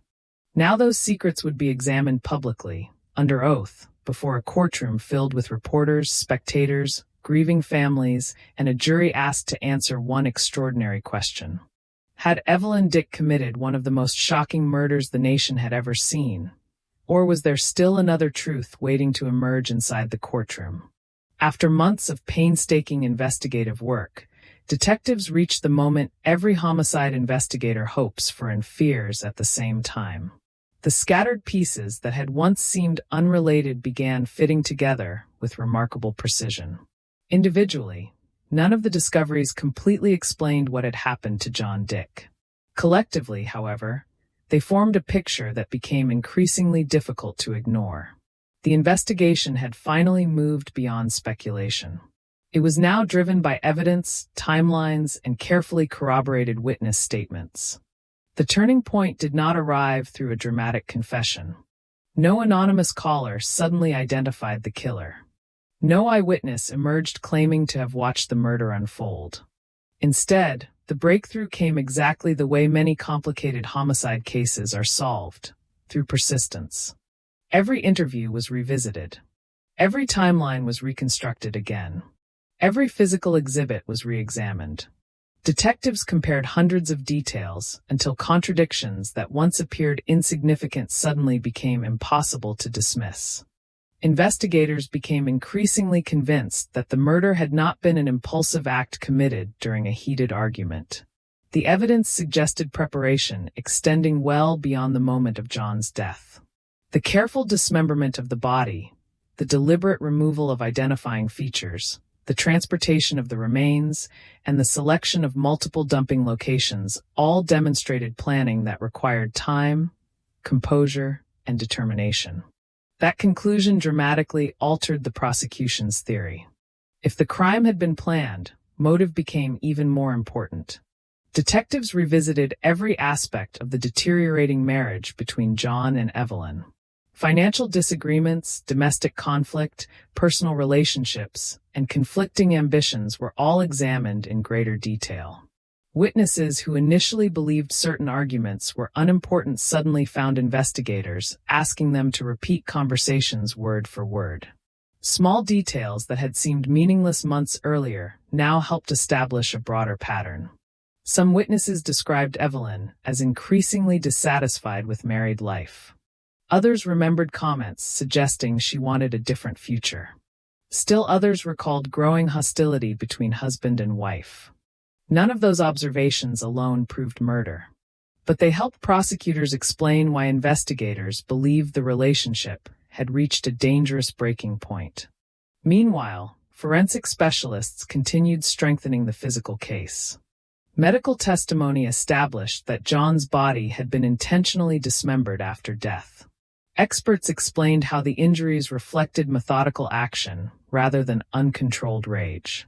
The manner in which the remains were concealed suggested someone determined to delay identification for as long as possible.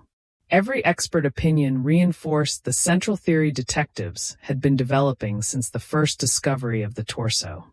The child victim remained one of the investigation's most disturbing elements. Authorities devoted enormous resources to understanding that tragic discovery. Although public attention often focused upon sensational headlines, investigators recognized that every victim deserved equal determination. The presence of additional human remains demonstrated that the investigation extended beyond a single act of violence. It painted an even darker portrait of events surrounding the Dick household and complicated every legal strategy prosecutors considered. As preparations for trial accelerated, detectives organized thousands of pages of investigative material.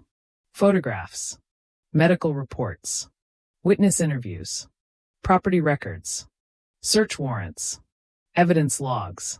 Each document had to withstand intense examination by defense attorneys determined to expose weaknesses in the prosecution's case. Investigators understood they faced significant challenges. Unlike many homicide cases, no direct eyewitness could testify to having seen John murdered. No recorded confession existed. The prosecution therefore relied heavily upon circumstantial evidence. Experienced prosecutors knew that circumstantial evidence could be extraordinarily powerful when every individual fact supported the same logical conclusion. Jurors would not be asked to rely upon a single dramatic revelation. Instead, they would be shown hundreds of interconnected facts pointing consistently toward one explanation. Outside the courtroom, public interest reached extraordinary levels. Reporters crowded courthouse entrances every morning. Newspaper artists sketched courtroom scenes for readers across Canada. Ordinary citizens waited in long lines hoping to secure seats inside the gallery. The case had become one of the defining criminal investigations of its generation. Many people who had never before followed legal proceedings suddenly debated forensic evidence, witness credibility, and criminal motive over breakfast tables and factory lunch breaks. For investigators, however, publicity remained secondary. Their focus stayed firmly on ensuring that every conclusion presented in court rested upon verifiable evidence. Lead detectives met repeatedly with prosecutors, rehearsing testimony and anticipating likely defense arguments. Every timeline was challenged internally before ever reaching the jury. Every witness underwent careful preparation. Prosecutors understood that one inconsistency could undermine months of investigative work. The closer the trial approached, the clearer the prosecution's narrative became. John Dick had disappeared. His mutilated remains had been discovered in multiple locations. Evidence suggested deliberate attempts to conceal his identity. The marriage had been deeply troubled. Physical and circumstantial evidence increasingly centered upon Evelyn. Additional discoveries connected the investigation to even more horrifying events involving a child. Piece by piece, investigators believed they had reconstructed the truth hidden beneath months of deception. Still, one reality continued weighing heavily upon everyone involved. No investigation, no matter how thorough, could restore the lives already lost. John's family had waited months for answers. Instead, every answer seemed accompanied by another heartbreaking revelation. Officers who had spent countless hours searching fields and examining evidence often reflected privately upon the ordinary life John once lived before becoming known nationwide as the victim in the Torso murder. Behind every exhibit displayed in court stood a husband whose future had been violently erased. When prosecutors finally announced they were ready to proceed, detectives experienced a mixture of relief and apprehension. The investigation had reached its destination. Now another battle would begin. Inside the courtroom, every piece of evidence would face relentless scrutiny. Every witness would be challenged. Every conclusion questioned. The truth investigators believed they had uncovered would now be tested before judge and jury in one of the most sensational murder trials Canada had ever witnessed. Whether justice would ultimately follow depended not upon headlines or public opinion, but upon 12 jurors carefully weighing every fact presented before them. The investigation had solved its greatest mystery. The courtroom would now decide whether that solution could be proven beyond a reasonable doubt. By the time Evelyn Dick's trial began, the entire country seemed to be watching. Courtrooms had witnessed sensational murder cases before, but few had attracted the level of fascination surrounding what newspapers had already labeled the Torso murder. Long before the first witness took the stand, crowds gathered outside the courthouse hoping to secure one of the limited public seats. Reporters filled every available space with notebooks ready, knowing each testimony would dominate headlines across Canada the following morning. Inside the courtroom, the atmosphere was tense. Jurors understood they were not deciding an ordinary criminal case. The evidence they were about to hear involved dismemberment, deception, and the discovery of multiple human remains. Every person present carried the weight of enormous public expectations, but the judge reminded everyone that verdicts would be based only upon evidence presented in court, not newspaper headlines, rumors, or speculation. The prosecution opened by carefully reconstructing the sequence of events leading to John Dick's disappearance. Rather than relying upon emotion alone, prosecutors presented the case methodically. Witnesses established John's routines before he vanished. Detectives explained how the unidentified torso had first been discovered. Medical experts described the condition of the remains and the deliberate efforts made to prevent identification. Piece by piece, prosecutors guided the jury through months of investigative work that had transformed an anonymous body into one of Canada's most infamous homicide victims. Forensic testimony became central to the trial. Medical examiners explained how the injuries demonstrated intentional dismemberment after death. Although scientific techniques available during the 1940s were limited compared to modern standards, experienced pathologists testified confidently about what they had observed. The wounds were systematic rather than random. Whoever had disposed of John's body had invested considerable time attempting to erase his identity and delay police investigation. Detectives followed. They described the painstaking searches that recovered additional remains. They explained why investigators believed the body had been transported and discarded in multiple locations.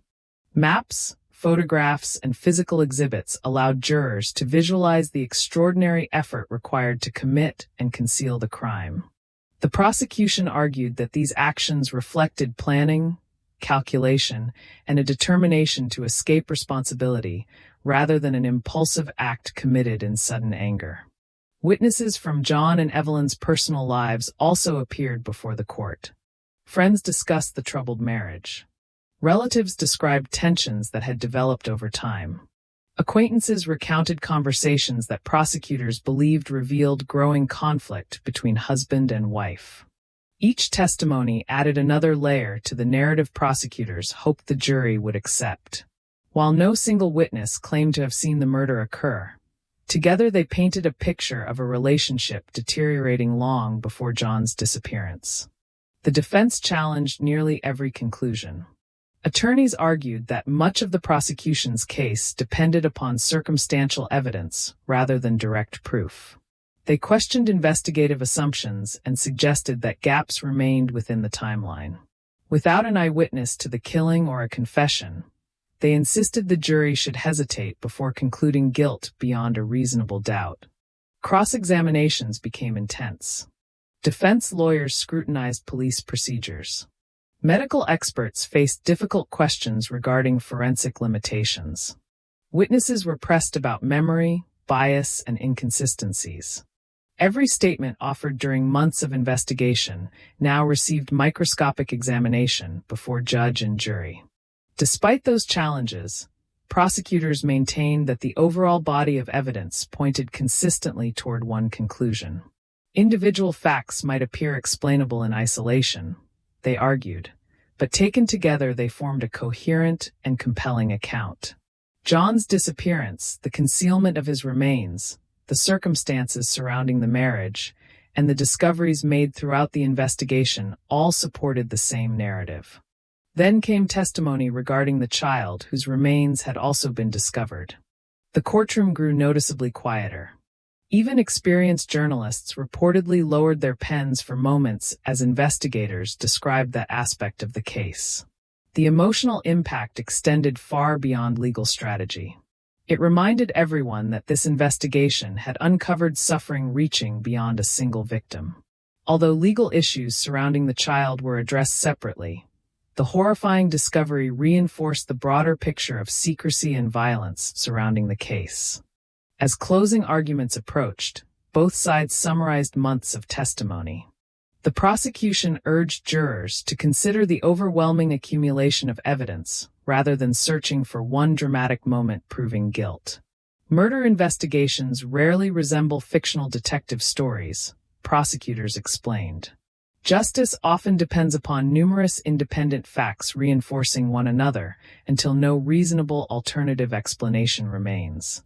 The defense responded by emphasizing doubt. They reminded jurors that suspicion alone could never justify conviction. They argued investigators had interpreted ambiguous evidence through the lens of preconceived assumptions and encouraged the jury to remain cautious before delivering a verdict carrying life-altering consequences. After lengthy deliberations, the jurors returned to the courtroom. Every spectator rose as they entered. The silence felt almost unbearable. Months of investigation, weeks of testimony, and countless hours of legal argument had all led to this single moment. The verdict was read. Evelyn Dick was found guilty in connection with the murder of John Dick. The courtroom reacted immediately. Some observers expressed visible relief. Others remained motionless, absorbing the magnitude of what had just occurred. For John's family, no verdict could restore the husband and father they had lost, but the decision represented official recognition that his death had not been forgotten or ignored. After months of horrifying discoveries, the justice system had finally reached a conclusion. Sentencing followed. The punishment reflected both the extraordinary brutality of the crime and the calculated efforts undertaken to conceal it. Newspapers across Canada devoted front pages to the verdict. Editorials described the trial as one of the most shocking criminal proceedings in Canadian history. The phrase torso murder became permanently associated with Evelyn Dick's name, ensuring the case would remain part of the country's criminal history for generations. Yet legal proceedings did not end there. Appeals, additional hearings, and continued legal debates followed over the years, reflecting the complexity of the evidence and the unusual nature of the investigation. Certain convictions connected to other aspects of the broader case would later be challenged, creating continuing discussion among legal historians about the precise outcome of every charge. Nevertheless, the murder of John Dick remained one of the defining criminal cases of the era. For detectives who had spent months searching fields, examining evidence, and reconstructing impossible timelines, the verdict marked the end of an exhausting investigation. They had begun with nothing more than an unidentified torso inside a suitcase. They had ended by exposing a crime that shocked an entire nation. Justice, imperfect though it could sometimes be, had finally spoken. Long after the courtroom emptied and the newspaper headlines faded from front pages, the story of the torso murder continued to cast a long shadow across Canada. For many people who had followed the investigation from the beginning, the verdict provided legal closure, but it could never erase the disturbing images left behind by the case. It was not simply another homicide. It became a symbol of how violence could exist behind the ordinary appearance of everyday life, hidden until a single horrifying discovery forced an entire nation to confront it. For John Dick's family, justice could never replace loss. Every birthday arrived without him. Every family gathering carried an empty space. The legal process had answered the question of responsibility, but it could never answer the question that haunted so many survivors after violent crime. Why? Friends remembered John not as the victim described in sensational newspaper articles, but as a quiet man whose future ended with unimaginable cruelty. Those who had known him before the headlines struggled to reconcile the ordinary husband they remembered with the gruesome details that came to define his name in Canadian history. The investigators also carried the case with them. Veteran detectives often speak about certain investigations that never completely leave them, regardless of how many years pass afterward. The torso murder became one of those cases. Officers who participated in the searches rarely forgot the long days spent combing fields and riverbanks, hoping each new discovery would bring answers while fearing exactly what they might find.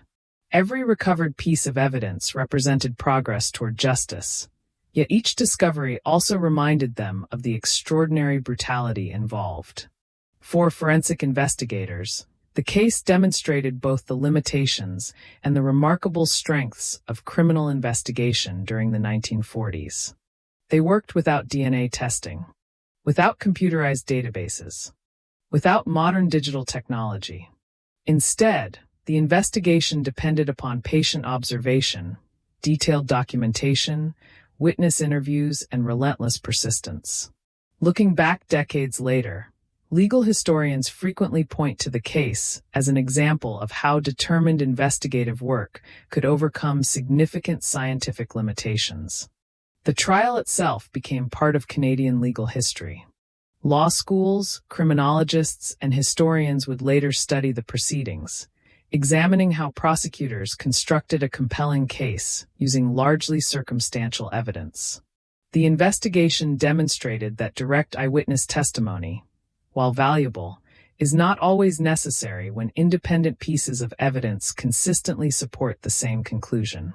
The case became an important reminder that truth often emerges gradually through hundreds of small facts rather than one dramatic revelation. Yet perhaps the most haunting aspect of the investigation remained the discovery of the child. That tragedy expanded the emotional weight of the case far beyond the murder of one man. It reminded Canadians that acts of violence often produce consequences extending well beyond their immediate victims. Families, children, relatives, investigators, jurors, and entire communities can carry invisible wounds long after legal proceedings conclude. Those emotional scars rarely appear in official court records, but they become part of every major criminal case. Media coverage also left a lasting legacy. The phrase torso murder entered Canadian criminal folklore almost immediately. Newspapers transformed the investigation into one of the country's defining crime stories, illustrating both the public's fascination with extraordinary violence and the responsibility journalists carry when reporting such events. While sensational headlines attracted readers, they also risked reducing real humans' suffering into public spectacle. Behind every shocking photograph and every dramatic courtroom report stood grieving families forced to relive unimaginable pain each time another edition reached newsstands. The story has continued to fascinate generations because it forces difficult questions that remain relevant today. How well do we truly know the people closest to us? How much conflict remains hidden behind closed doors? At what point do ordinary marital problems become something far more dangerous? There are rarely simple answers. Most violent relationships do not begin with violence. They evolve gradually through secrecy, manipulation, resentment, and emotional deterioration. By the time outsiders recognize warning signs, the damage may already be irreversible. Cases like this remind us that appearances can be deeply misleading. A respectable home, stable employment, or seemingly ordinary family life cannot guarantee safety or happiness. At the same time, the investigation also demonstrated the importance of perseverance within the justice system. The unidentified torso could easily have remained anonymous. The scattered remains might never have been connected. The deliberate attempts to destroy evidence could have succeeded. Instead, investigators refused to abandon difficult questions. Every recovered clue, every re-examined witness statement, and every painstaking search eventually contributed to revealing the truth. Justice arrived slowly, imperfectly, and only after extraordinary effort, but it arrived nonetheless. Today, decades later, the torso murder continues to appear in books, documentaries, university research, and discussions of Canada's most infamous criminal cases. Modern forensic experts often revisit the investigation with the benefit of contemporary knowledge, wondering how additional technology might have accelerated certain discoveries. Yet they also acknowledge that the investigators of the 1940s accomplished something remarkable with the resources available to them. Perhaps the greatest lesson left behind by the case is not the shocking brutality that captured newspaper headlines. It is the reminder that justice depends upon persistence. Truth rarely reveals itself immediately. It must be assembled patiently from fragments, contradictions, forgotten memories, and physical evidence that at first glance appears insignificant. The investigators who refused to stop searching transformed an unidentified suitcase abandoned in a field into one of the most significant homicide investigations in Canadian history. For the families forever changed by those events, however, the case was never about history. It was about a husband who never came home, a child whose life ended before it truly began, and a future permanently stolen by violence. Those losses cannot be measured by verdicts or prison sentences. They remain the quiet, enduring reality behind every famous criminal case. Long after the headlines disappear and the courtroom lights are switched off, what remains are the lives forever altered, the lessons painfully learned, and the hope that remembering such tragedies may help prevent others from being repeated. History has a peculiar way of preserving certain crimes long after the people involved have disappeared. Thousands of murders have taken place across Canada, yet only a handful remain instantly recognizable generations later. The Torso murder is one of them. Decades after the courtroom doors closed and the newspaper presses stopped rolling, the name Evelyn Dick still evokes one of the country's most disturbing criminal mysteries. The case has survived not because of sensational headlines alone, but because it forced Canadians to confront uncomfortable truths about violence, deception, and the hidden darkness that can exist behind an ordinary suburban life. For many historians, the investigation marked a turning point in Canadian criminal history. Police agencies across the country carefully studied the methods used during the investigation. Detectives had been forced to solve a murder without the benefit of modern forensic science. There were no DNA databases to compare biological evidence. No digital surveillance cameras tracked a suspect's movements. No mobile phone records existed to reconstruct timelines. Every breakthrough depended upon patience, interviews, observation, and relentless determination. Young detectives entering the profession during the following decades often heard the Torso murder discussed by senior investigators. The case became a reminder that successful homicide investigations rarely depend upon dramatic discoveries. More often, they are built through discipline, attention to detail, and the willingness to revisit evidence repeatedly until overlooked connections begin to emerge. Legal scholars have also continued examining the trial. The prosecution relied heavily upon circumstantial evidence, carefully constructing a narrative from numerous independent facts rather than a single decisive confession or eyewitness account. Law professors frequently use the case to demonstrate how multiple pieces of evidence, each seemingly modest on its own, can become overwhelming when viewed together. The trial reinforced an important principle within criminal law. A verdict should rest not upon one dramatic revelation, but upon the total weight of credible evidence. The case also influenced forensic thinking. Medical examiners who studied the investigation recognized how valuable careful documentation could become years later. Every photograph, measurement, and written observation created a permanent record capable of surviving appeals, historical review, and advances in scientific understanding. Modern forensic specialists occasionally revisit famous historical investigations like the Torso murder, comparing contemporary techniques with the methods available during the 1940s. While today's technology would undoubtedly answer some questions more quickly, many experts remain impressed by the remarkable accuracy achieved by investigators working with far fewer resources. Public fascination never completely disappeared. Books were written. Documentaries were produced. Podcasts revisited the investigation. Television programs reconstructed courtroom testimony. Each new generation encountered the case through a different medium, yet the central mystery remained just as unsettling. How could a marriage deteriorate so completely that it ended in such extraordinary brutality? What emotions or motives could push an individual toward actions so calculated and horrifying? Those questions continue attracting criminologists because they remain difficult to answer with certainty. Beyond its historical significance, however, the case offers deeply personal lessons. One of the most important is that appearances often conceal realities invisible to outsiders. Friends, neighbors, and acquaintances frequently believe they understand the relationships surrounding them. Yet history repeatedly demonstrates that some of the darkest conflicts unfold quietly behind closed doors, hidden beneath routines that appear perfectly ordinary. The Dick household did not outwardly resemble the scene of a future national scandal.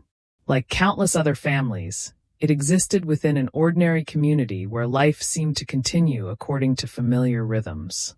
The tragedy reminds us that violence rarely emerges from nowhere. It develops.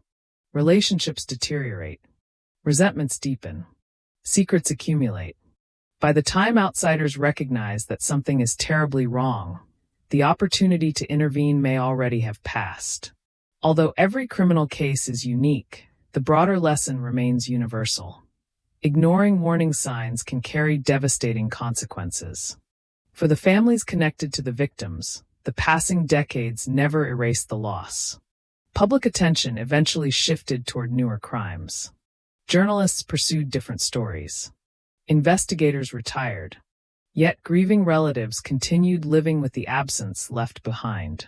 Famous criminal cases often become historical events discussed in classrooms and documentaries, but for surviving families they remain intensely personal tragedies measured not by headlines but by birthdays missed, conversations never finished, and futures permanently interrupted. The child whose remains were discovered during the investigation remains another heartbreaking reminder of that reality. Discussions of famous murders sometimes become consumed by courtroom strategy or forensic complexity, unintentionally overshadowing the innocent lives destroyed in the process. Remembering every victim with dignity remains one of the most important responsibilities of responsible true crime storytelling. Modern audiences are often drawn toward famous criminal cases because they hope to understand evil. Yet perhaps the greatest value lies elsewhere. These investigations teach us about resilience, about perseverance, about the determination of investigators who refuse to abandon impossible cases. They also reveal the extraordinary strength displayed by families who continued seeking answers despite overwhelming grief. Justice may arrive slowly, but every carefully conducted investigation affirms society's refusal to allow violence to disappear into silence. Today, the Torso murder occupies a permanent place within Canadian criminal history. Not because it was the bloodiest case, not because it generated the loudest headlines, but because it revealed the extraordinary lengths investigators would pursue in search of truth, even when confronted with one of the most disturbing crime scenes the country had ever witnessed. Perhaps that is the final legacy left behind. Evil may attempt to erase its victims. It may scatter evidence. It may hide behind lies, deception, and carefully constructed appearances. But history repeatedly shows that truth possesses remarkable persistence. Sometimes it takes months, sometimes years, occasionally even decades. Yet when investigators, families, and communities refuse to stop searching, the truth has a way of emerging piece by piece until silence is finally replaced by accountability. And that may be the most enduring lesson of the Torso murder. No matter how carefully darkness attempts to hide itself, someone somewhere continues searching for the light. As the decades passed, one truth became increasingly clear. The Torso murder was never just about Evelyn Dick, the courtroom drama, or the shocking newspaper headlines that captivated Canada during the 1940s. Beneath every article, every courtroom sketch, and every historical documentary were real people whose lives ended or changed forever. Long after historians debated evidence and criminologists analyzed motives, the human cost remained the most important part of the story. John Dick has often been remembered first as a victim. But before he became a victim, he was simply a man trying to build a life. He had ambitions. He had routines. He had family members who expected to see him again. He laughed, argued, made plans, worried about ordinary responsibilities, and believed tomorrow would arrive like every other day before it. Murder erased those ordinary moments forever, replacing them with a legacy he never chose. His relatives faced an impossible burden. Instead of mourning privately, they watched the most painful chapter of their lives unfold in newspapers across the country. Every new revelation reopened old wounds. Every courtroom session forced them to hear details no family should ever have to imagine. Even after the verdict, healing remained painfully slow because grief does not end when legal proceedings conclude. The tragedy surrounding the child found during the investigation carried an even deeper sorrow. There are few events more heartbreaking than the loss of a child. The discovery reminded investigators and the public alike that violence often reaches the most vulnerable people. Regardless of the legal complexities surrounding that aspect of the case, an innocent life had been lost. That fact alone ensured the investigation would forever be remembered as more than a sensational homicide. For modern audiences, it can be easy to become fascinated by extraordinary crimes while unintentionally forgetting those who suffered most. True crime stories naturally focus upon investigations, suspects, forensic breakthroughs, and courtroom battles. Yet every responsible retelling must eventually return to the victims themselves, because they are the reason justice matters. Without them, the investigation becomes merely an intellectual puzzle. With them, it becomes a reminder of why homicide detectives devote countless hours to impossible cases. The officers involved in the investigation understood this better than anyone. Many later reflected that recovering evidence was never simply about solving a mystery. Every piece of evidence represented another opportunity to restore dignity to victims whose lives had been violently taken away. Identifying remains, reconstructing timelines, and presenting evidence in court were all acts of respect as much as acts of investigation. The Torso murder also left an important lesson for future generations. Violence rarely begins with headlines. It often begins quietly. Conflicts remain hidden. Relationships deteriorate behind closed doors. People convince themselves that problems will eventually disappear on their own. History repeatedly demonstrates how dangerous that assumption can become. Communities today continue learning from historical cases like this one. Law enforcement agencies have improved investigative methods. Forensic science has advanced dramatically. Public awareness regarding domestic violence and dangerous relationships has grown stronger than it was during the 1940s. Although no society can completely eliminate violent crime, every generation has an opportunity to recognize warning signs earlier and support those facing dangerous circumstances. The story also reminds us that justice requires patience. Investigations are rarely solved within hours.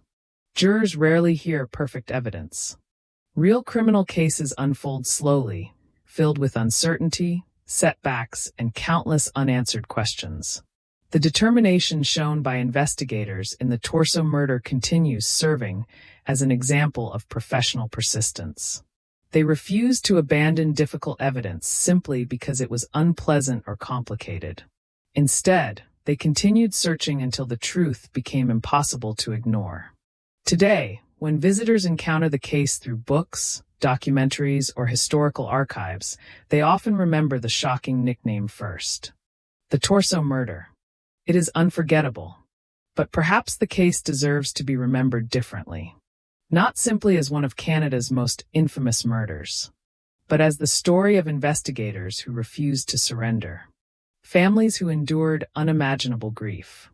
Victims whose names deserve to be remembered with dignity rather than sensationalism. History cannot change what happened. No verdict can restore lost lives. No documentary can fully capture the suffering experienced by those left behind. Yet remembering these events honestly ensures the victims are not reduced to statistics or headlines. Their stories continue reminding future generations why justice matters, why truth matters, and why every homicide investigation represents far more than solving a crime. At its heart, the Torso murder is not a story about notoriety. It is a story about lives interrupted, families forever changed, and a society determined to uncover the truth despite extraordinary obstacles. That commitment to truth remains the most enduring memorial investigators could offer those who never had the opportunity to tell their own story. Every generation believes the worst crimes belong to the past. We convince ourselves that brutality on the scale of the Torso murder could never happen again because society has changed, technology has advanced, and justice has become more sophisticated. Yet history quietly reminds us that human nature evolves far more slowly than science ever can. Murder investigations may now rely on DNA sequencing, digital surveillance, and sophisticated forensic laboratories, but the emotions that drive violence, jealousy, resentment, obsession, greed, desperation, and the desire for control, remain remarkably unchanged. That is why the Evelyn Dick case continues to resonate. Not because it is simply shocking, not because the images are unforgettable, but because it exposes uncomfortable truths about the darker side of humanity that remain relevant nearly a century later. One lesson stands above all others. Violence does not always announce itself loudly. Sometimes it develops in silence. The most dangerous secrets often exist behind doors that appear perfectly ordinary from the outside. Neighbors may see a respectable home. Friends may assume everything is normal. Communities continue with daily routines, unaware that beneath an ordinary surface, relationships may be collapsing under pressures invisible to everyone else. The Torso murder forces us to acknowledge how little we sometimes know about the private lives of those around us. It also demonstrates the extraordinary resilience of justice. There were countless moments when investigators could have accepted defeat. The body had been deliberately dismembered. Evidence had been scattered. Identification seemed almost impossible. Every obstacle appeared carefully designed to prevent police from discovering the truth. Yet investigators continued. They searched longer, questioned more witnesses, re-examined evidence, followed leads others might have dismissed.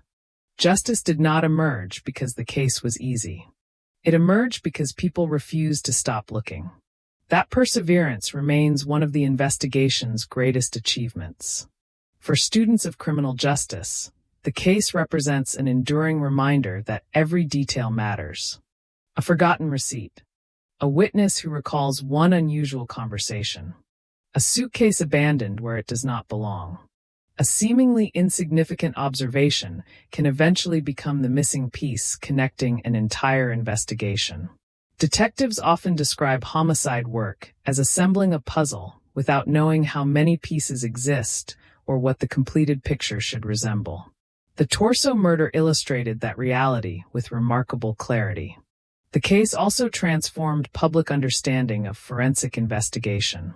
During the 1940s, many Canadians had little appreciation for the painstaking scientific work required to identify victims and reconstruct violent crimes.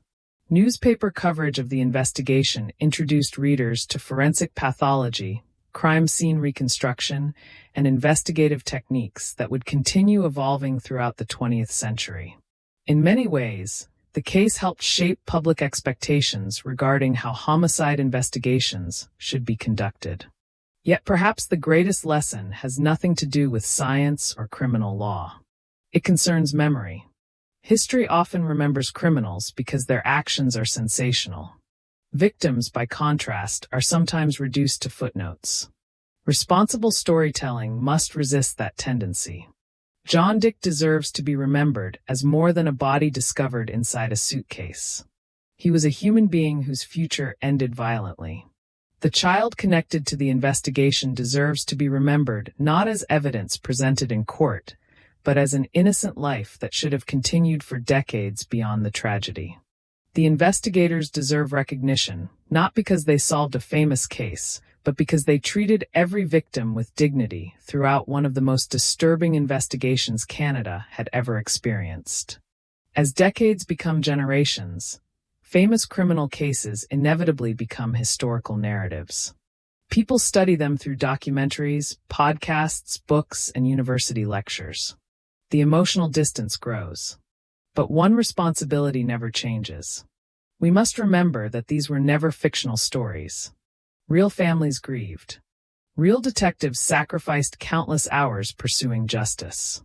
Real communities struggled to understand how such violence could occur among them.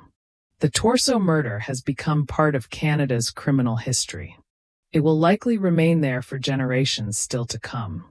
Not because society wishes to celebrate its horror, but because remembering difficult history helps protect the future. Every investigation teaches lessons. Every courtroom contributes to legal progress. Every tragedy encourages society to improve its understanding of violence, evidence, and justice. If there is one final thought worth carrying forward from this remarkable case, it is this. Truth can be delayed. It can be hidden beneath lies. It can be buried beneath fear, deception, and carefully planned attempts to erase it. But truth possesses remarkable endurance. As long as investigators continue asking questions, as long as evidence is examined with integrity, and as long as victims are remembered with dignity rather than forgotten, even the darkest crimes cannot remain hidden forever. That is the lasting legacy of the Torso murder. Not the notoriety, not the headlines, not even the courtroom verdict. Its true legacy is the reminder that justice, though sometimes painfully slow, remains strongest when ordinary people refuse to accept silence where the truth still waits to be found. Years become decades, and decades become history, but some cases never truly disappear.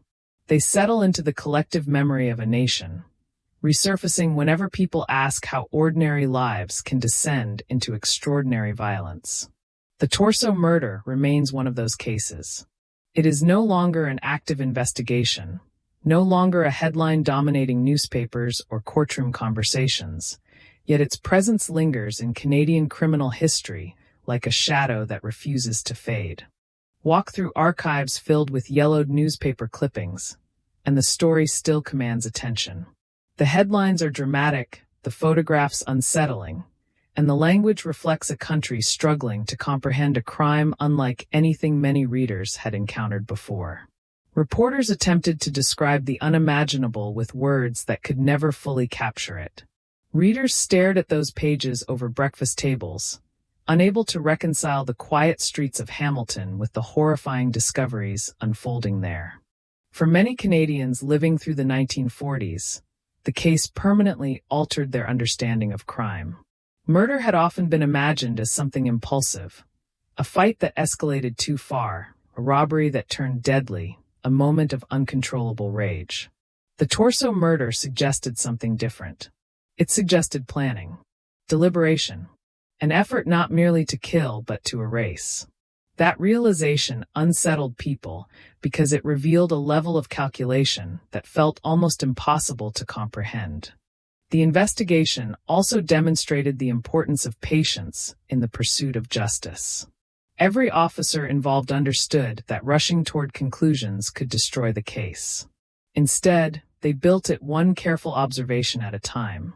They documented every recovered item. They questioned witnesses repeatedly. They challenged assumptions. Each small discovery seemed insignificant until placed beside dozens of others. Eventually, those fragments formed a picture too complete to ignore. Modern investigators continue to study historical cases like this one because they reveal timeless investigative principles. Technology changes. Scientific techniques evolve. Databases grow larger every year. Yet successful investigations still depend upon curiosity, persistence, and disciplined thinking. A detective willing to notice one overlooked detail often accomplishes more than the most advanced laboratory operating without direction. Criminologists have spent decades attempting to understand the psychological dimensions of infamous murders. But even today, complete explanations remain elusive. Human behavior rarely follows simple formulas. Personal history, emotional conflict, environmental pressures, and individual choices combine in ways that no single theory can fully explain. The Torso murder reminds researchers that while understanding motivation is valuable, preventing future violence requires recognizing warning signs long before tragedies unfold. For families affected by violent crime, however, academic analysis offers only limited comfort. Historical significance does not lessen grief. Famous cases do not hurt less simply because people remember them. The passage of time softens certain memories, but it also sharpens others. Small moments become precious. Familiar voices faz. Ordinary routines that once seemed insignificant suddenly become irreplaceable. Behind every celebrated criminal investigation lies a family learning how to continue living after unimaginable loss. Perhaps that is why respectful storytelling matters so deeply. True crime should never glorify violence or transform suffering into entertainment detached from reality. Every victim had dreams interrupted. Every family carried burdens invisible to the public. Every investigator spent countless hours pursuing answers, not because famous cases bring recognition, but because every victim deserves dignity regardless of how complicated the investigation becomes. Today, younger generations often encounter the Torso murder through documentaries, podcasts, books, or online archives. Many approach it as a historical mystery. Yet beneath the historical distance lies a profoundly human story. It is a story about choices and consequences, about justice pursued despite overwhelming obstacles, about communities forced to confront darkness within their own neighborhoods. Most importantly, it is a reminder that history is never simply about the past. It continues shaping how future generations understand crime, responsibility, and the value of truth. As forensic science continues advancing, some historical investigations gain new answers while others remain surrounded by lingering questions. The Torso murder has largely completed its journey through the legal system, but discussions surrounding the case continue evolving. Historians revisit original documents. Researchers compare investigative methods across different eras. Students examine courtroom strategy. Each generation brings fresh perspectives while honoring the work completed by those who came before. In the end, the lasting power of the Torso murder is not found in its shocking details alone. Its true significance lies in what it reveals about perseverance. Even when evidence was scattered, investigators continued searching. Even when public speculation threatened to overwhelm facts, the justice system demanded proof. Even when violence attempted to erase its victims, their identities and their stories endured. History remembers many names for many different reasons. Some are remembered for remarkable achievements. Others are remembered because their actions left lasting scars. The responsibility of future generations is not to celebrate notorious crimes, but to learn from them. To recognize the warning signs that may prevent future tragedies. To support institutions that pursue justice with integrity. And above all, to remember the victims as people whose lives mattered far beyond the circumstances of their deaths. That may be the final echo left behind by the Torso murder. Long after the courtroom fell silent, long after investigators retired, and long after newspaper ink faded from fragile pages, the search for truth continued speaking across generations. It reminds us that justice is never simply about solving yesterday's crimes. It is about protecting tomorrow's lives, preserving human dignity, and ensuring that even the darkest chapters of history continue illuminating the path forward. Every famous criminal case eventually reaches a point where the evidence has been cataloged, the witnesses have spoken, the verdict has been delivered, and the prison doors have closed behind those held responsible. From a legal perspective, the story is finished. Yet from a human perspective, it never truly ends.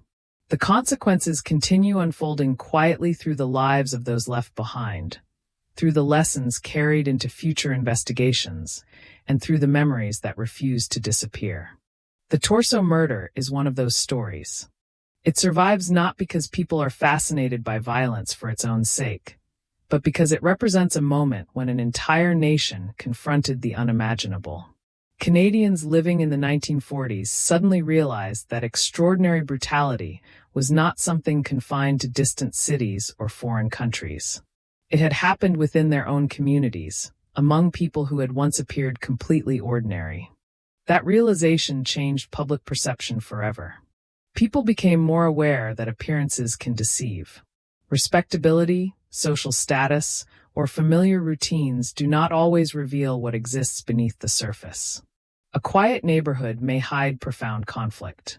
A seemingly ordinary marriage may conceal tensions invisible to outsiders. While most families never experience such tragedy, History repeatedly reminds us that serious warning signs often remain unnoticed until it is too late. For law enforcement, the case reinforced another enduring principle. Justice is rarely immediate. Complex investigations demand patience, discipline, and resilience. Detectives involved in the Torso murder could not rely upon dramatic confessions or modern forensic technology. Instead, they trusted careful observation and persistent investigation. Every interview mattered. Every recovered object mattered. Every inconsistency deserved another question. That mindset continues defining excellent investigative work today. Technology may accelerate certain processes, but no scientific advancement can replace determination. Behind every successful homicide investigation stand investigators willing to continue searching long after others might have accepted defeat. The courtroom proceedings also left a lasting impression upon Canada's legal system. The trial illustrated the power of circumstantial evidence when carefully assembled and responsibly presented. It demonstrated that justice depends not upon sensational moments, but upon credibility, consistency, and the cumulative weight of facts. Those legal principles remain central to criminal trials many decades later. Yet perhaps the greatest legacy belongs neither to investigators nor attorneys. It belongs to the victims. True crime often risks focusing too heavily upon perpetrators. Their names dominate headlines. Their actions receive endless analysis.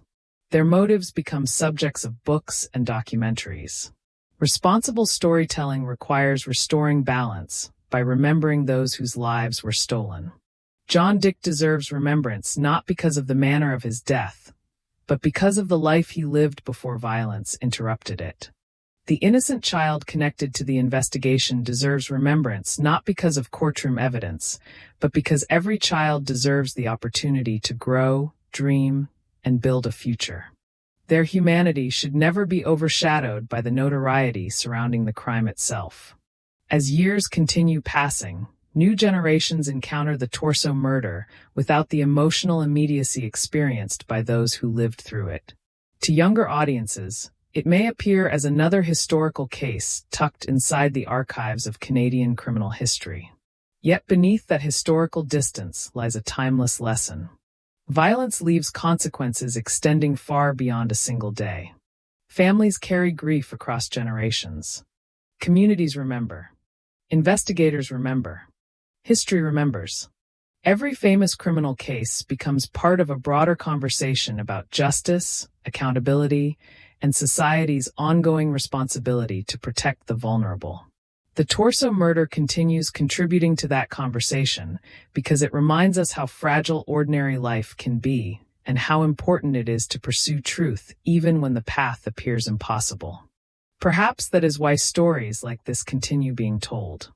Not to glorify tragedy, not to sensationalize suffering, but to preserve memory, to honor victims, to acknowledge the dedication of those who pursued justice, and to remind every future generation that evil can never be confronted if society chooses to forget its history. When the final courtroom transcript was filed away, when investigators packed their evidence into storage, and when newspaper reporters moved on to other stories, many believed the case had ended. In reality, it had only begun its second life. It became history. It became a lesson. It became a warning.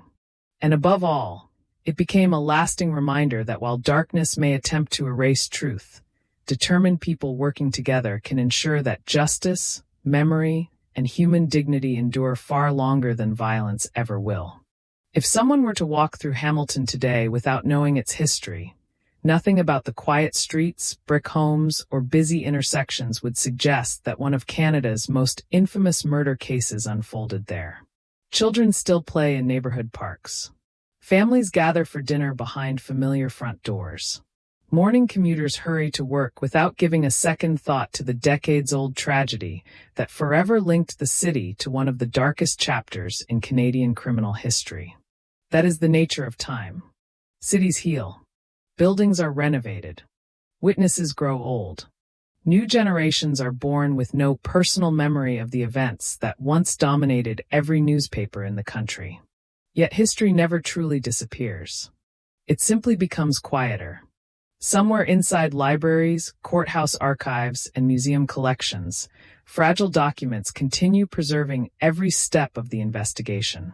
Detectives' handwritten notes, courtroom transcripts, photographs, forensic reports, and newspaper clippings remain silent witnesses to a crime that once shocked an entire nation. They exist not to satisfy curiosity alone, but to ensure that truth survives long after every eyewitness has passed away. The Torso murder has become more than a criminal case.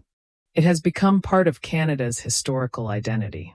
When historians compile lists of the country's most significant investigations, this case almost always appears near the top. Not because investigators wanted fame, but because the investigation demonstrated extraordinary professionalism during an era when resources were limited and scientific tools were primitive compared to modern standards. Today's homicide detectives operate in a vastly different world. DNA analysis can identify victims in ways unimaginable during the 1940s. Digital surveillance records movements almost everywhere. Cell phones preserve timelines minute by minute.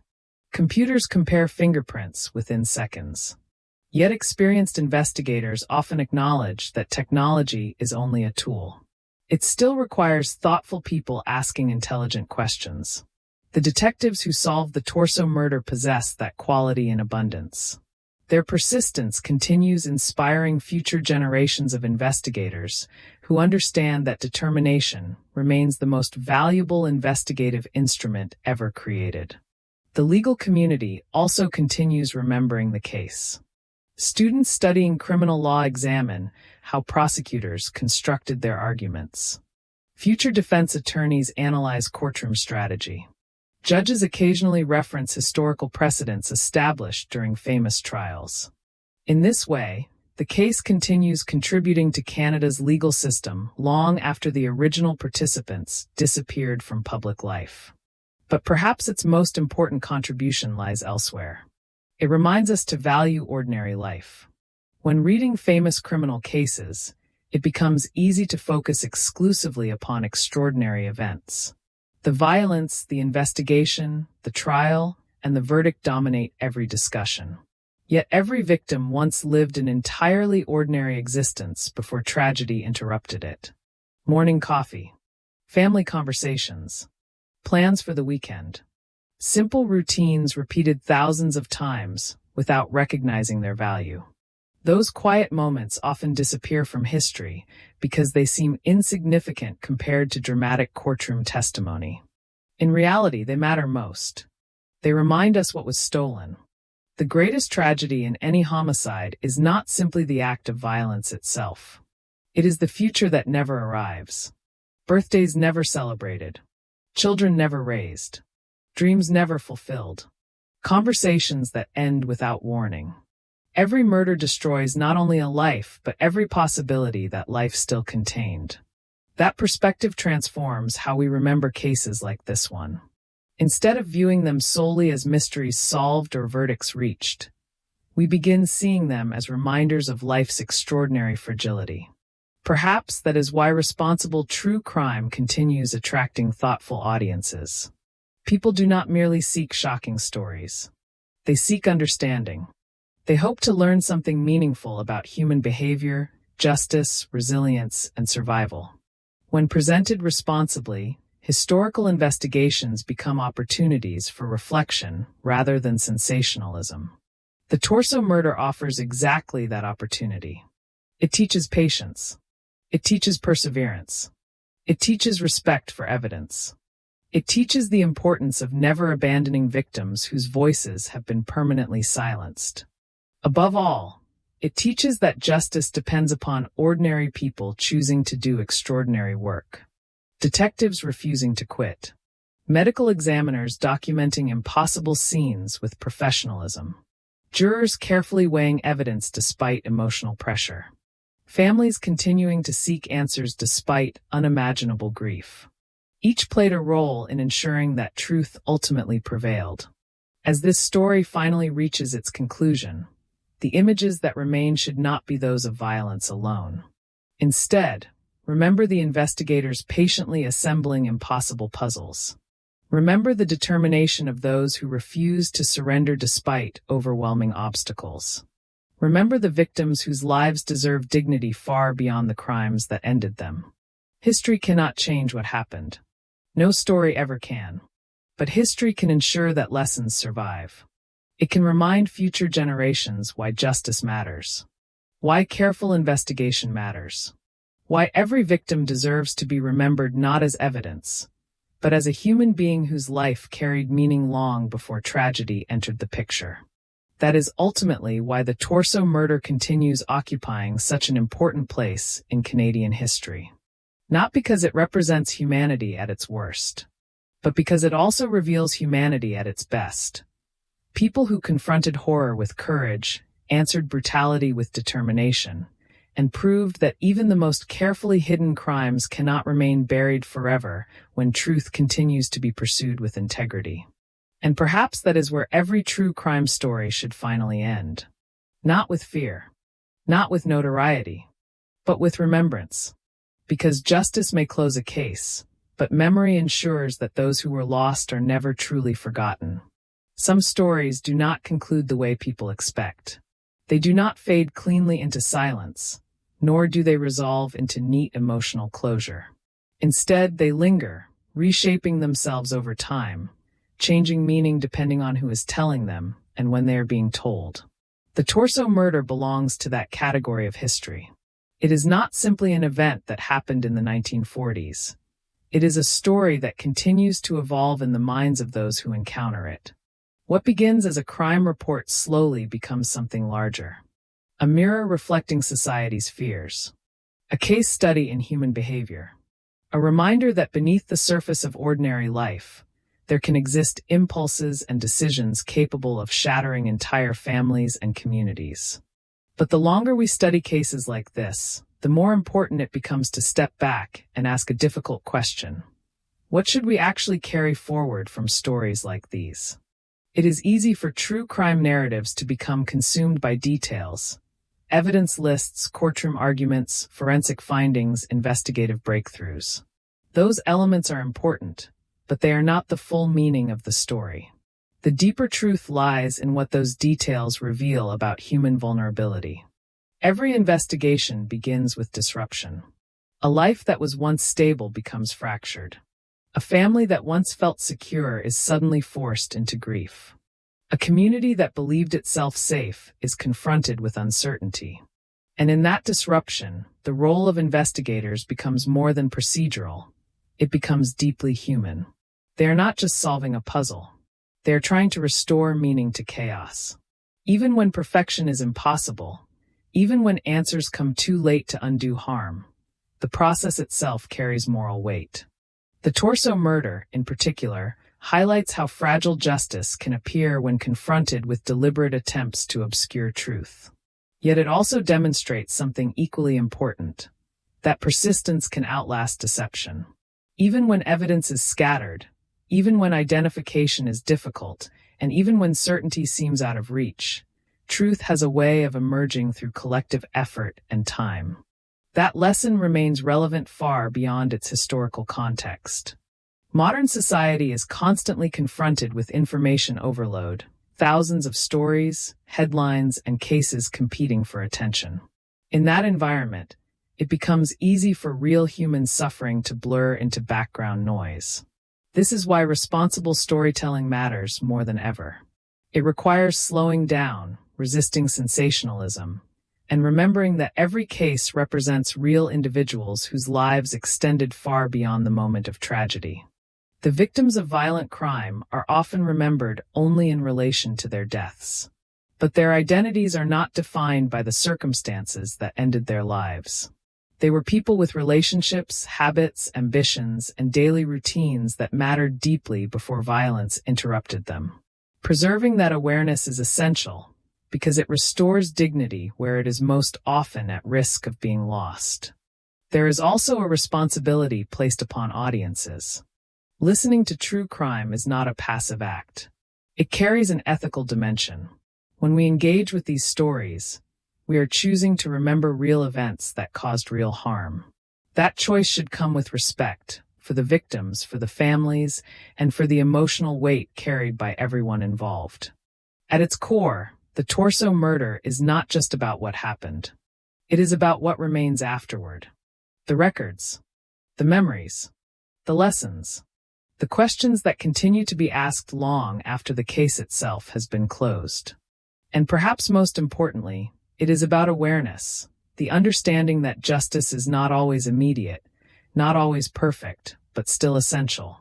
It depends on people willing to look closer, to ask harder questions, and to refuse indifference even when answers are difficult to find. As this final reflection closes, there is no need for dramatic resolution or symbolic finality. Some stories should not end with closure that feels too tidy. Instead, they should end with awareness. Awareness that history is built from real lives. Awareness that truth requires effort to uncover. Awareness that remembering is itself a form of respect. An awareness that behind every infamous case, there is always a human cost that should never be forgotten. The Torso murder remains part of history. But more importantly, it remains part of memory. And memory, when treated with care, ensures that even the darkest chapters continue to serve a purpose, helping future generations understand not only what happened, but why it must never be ignored.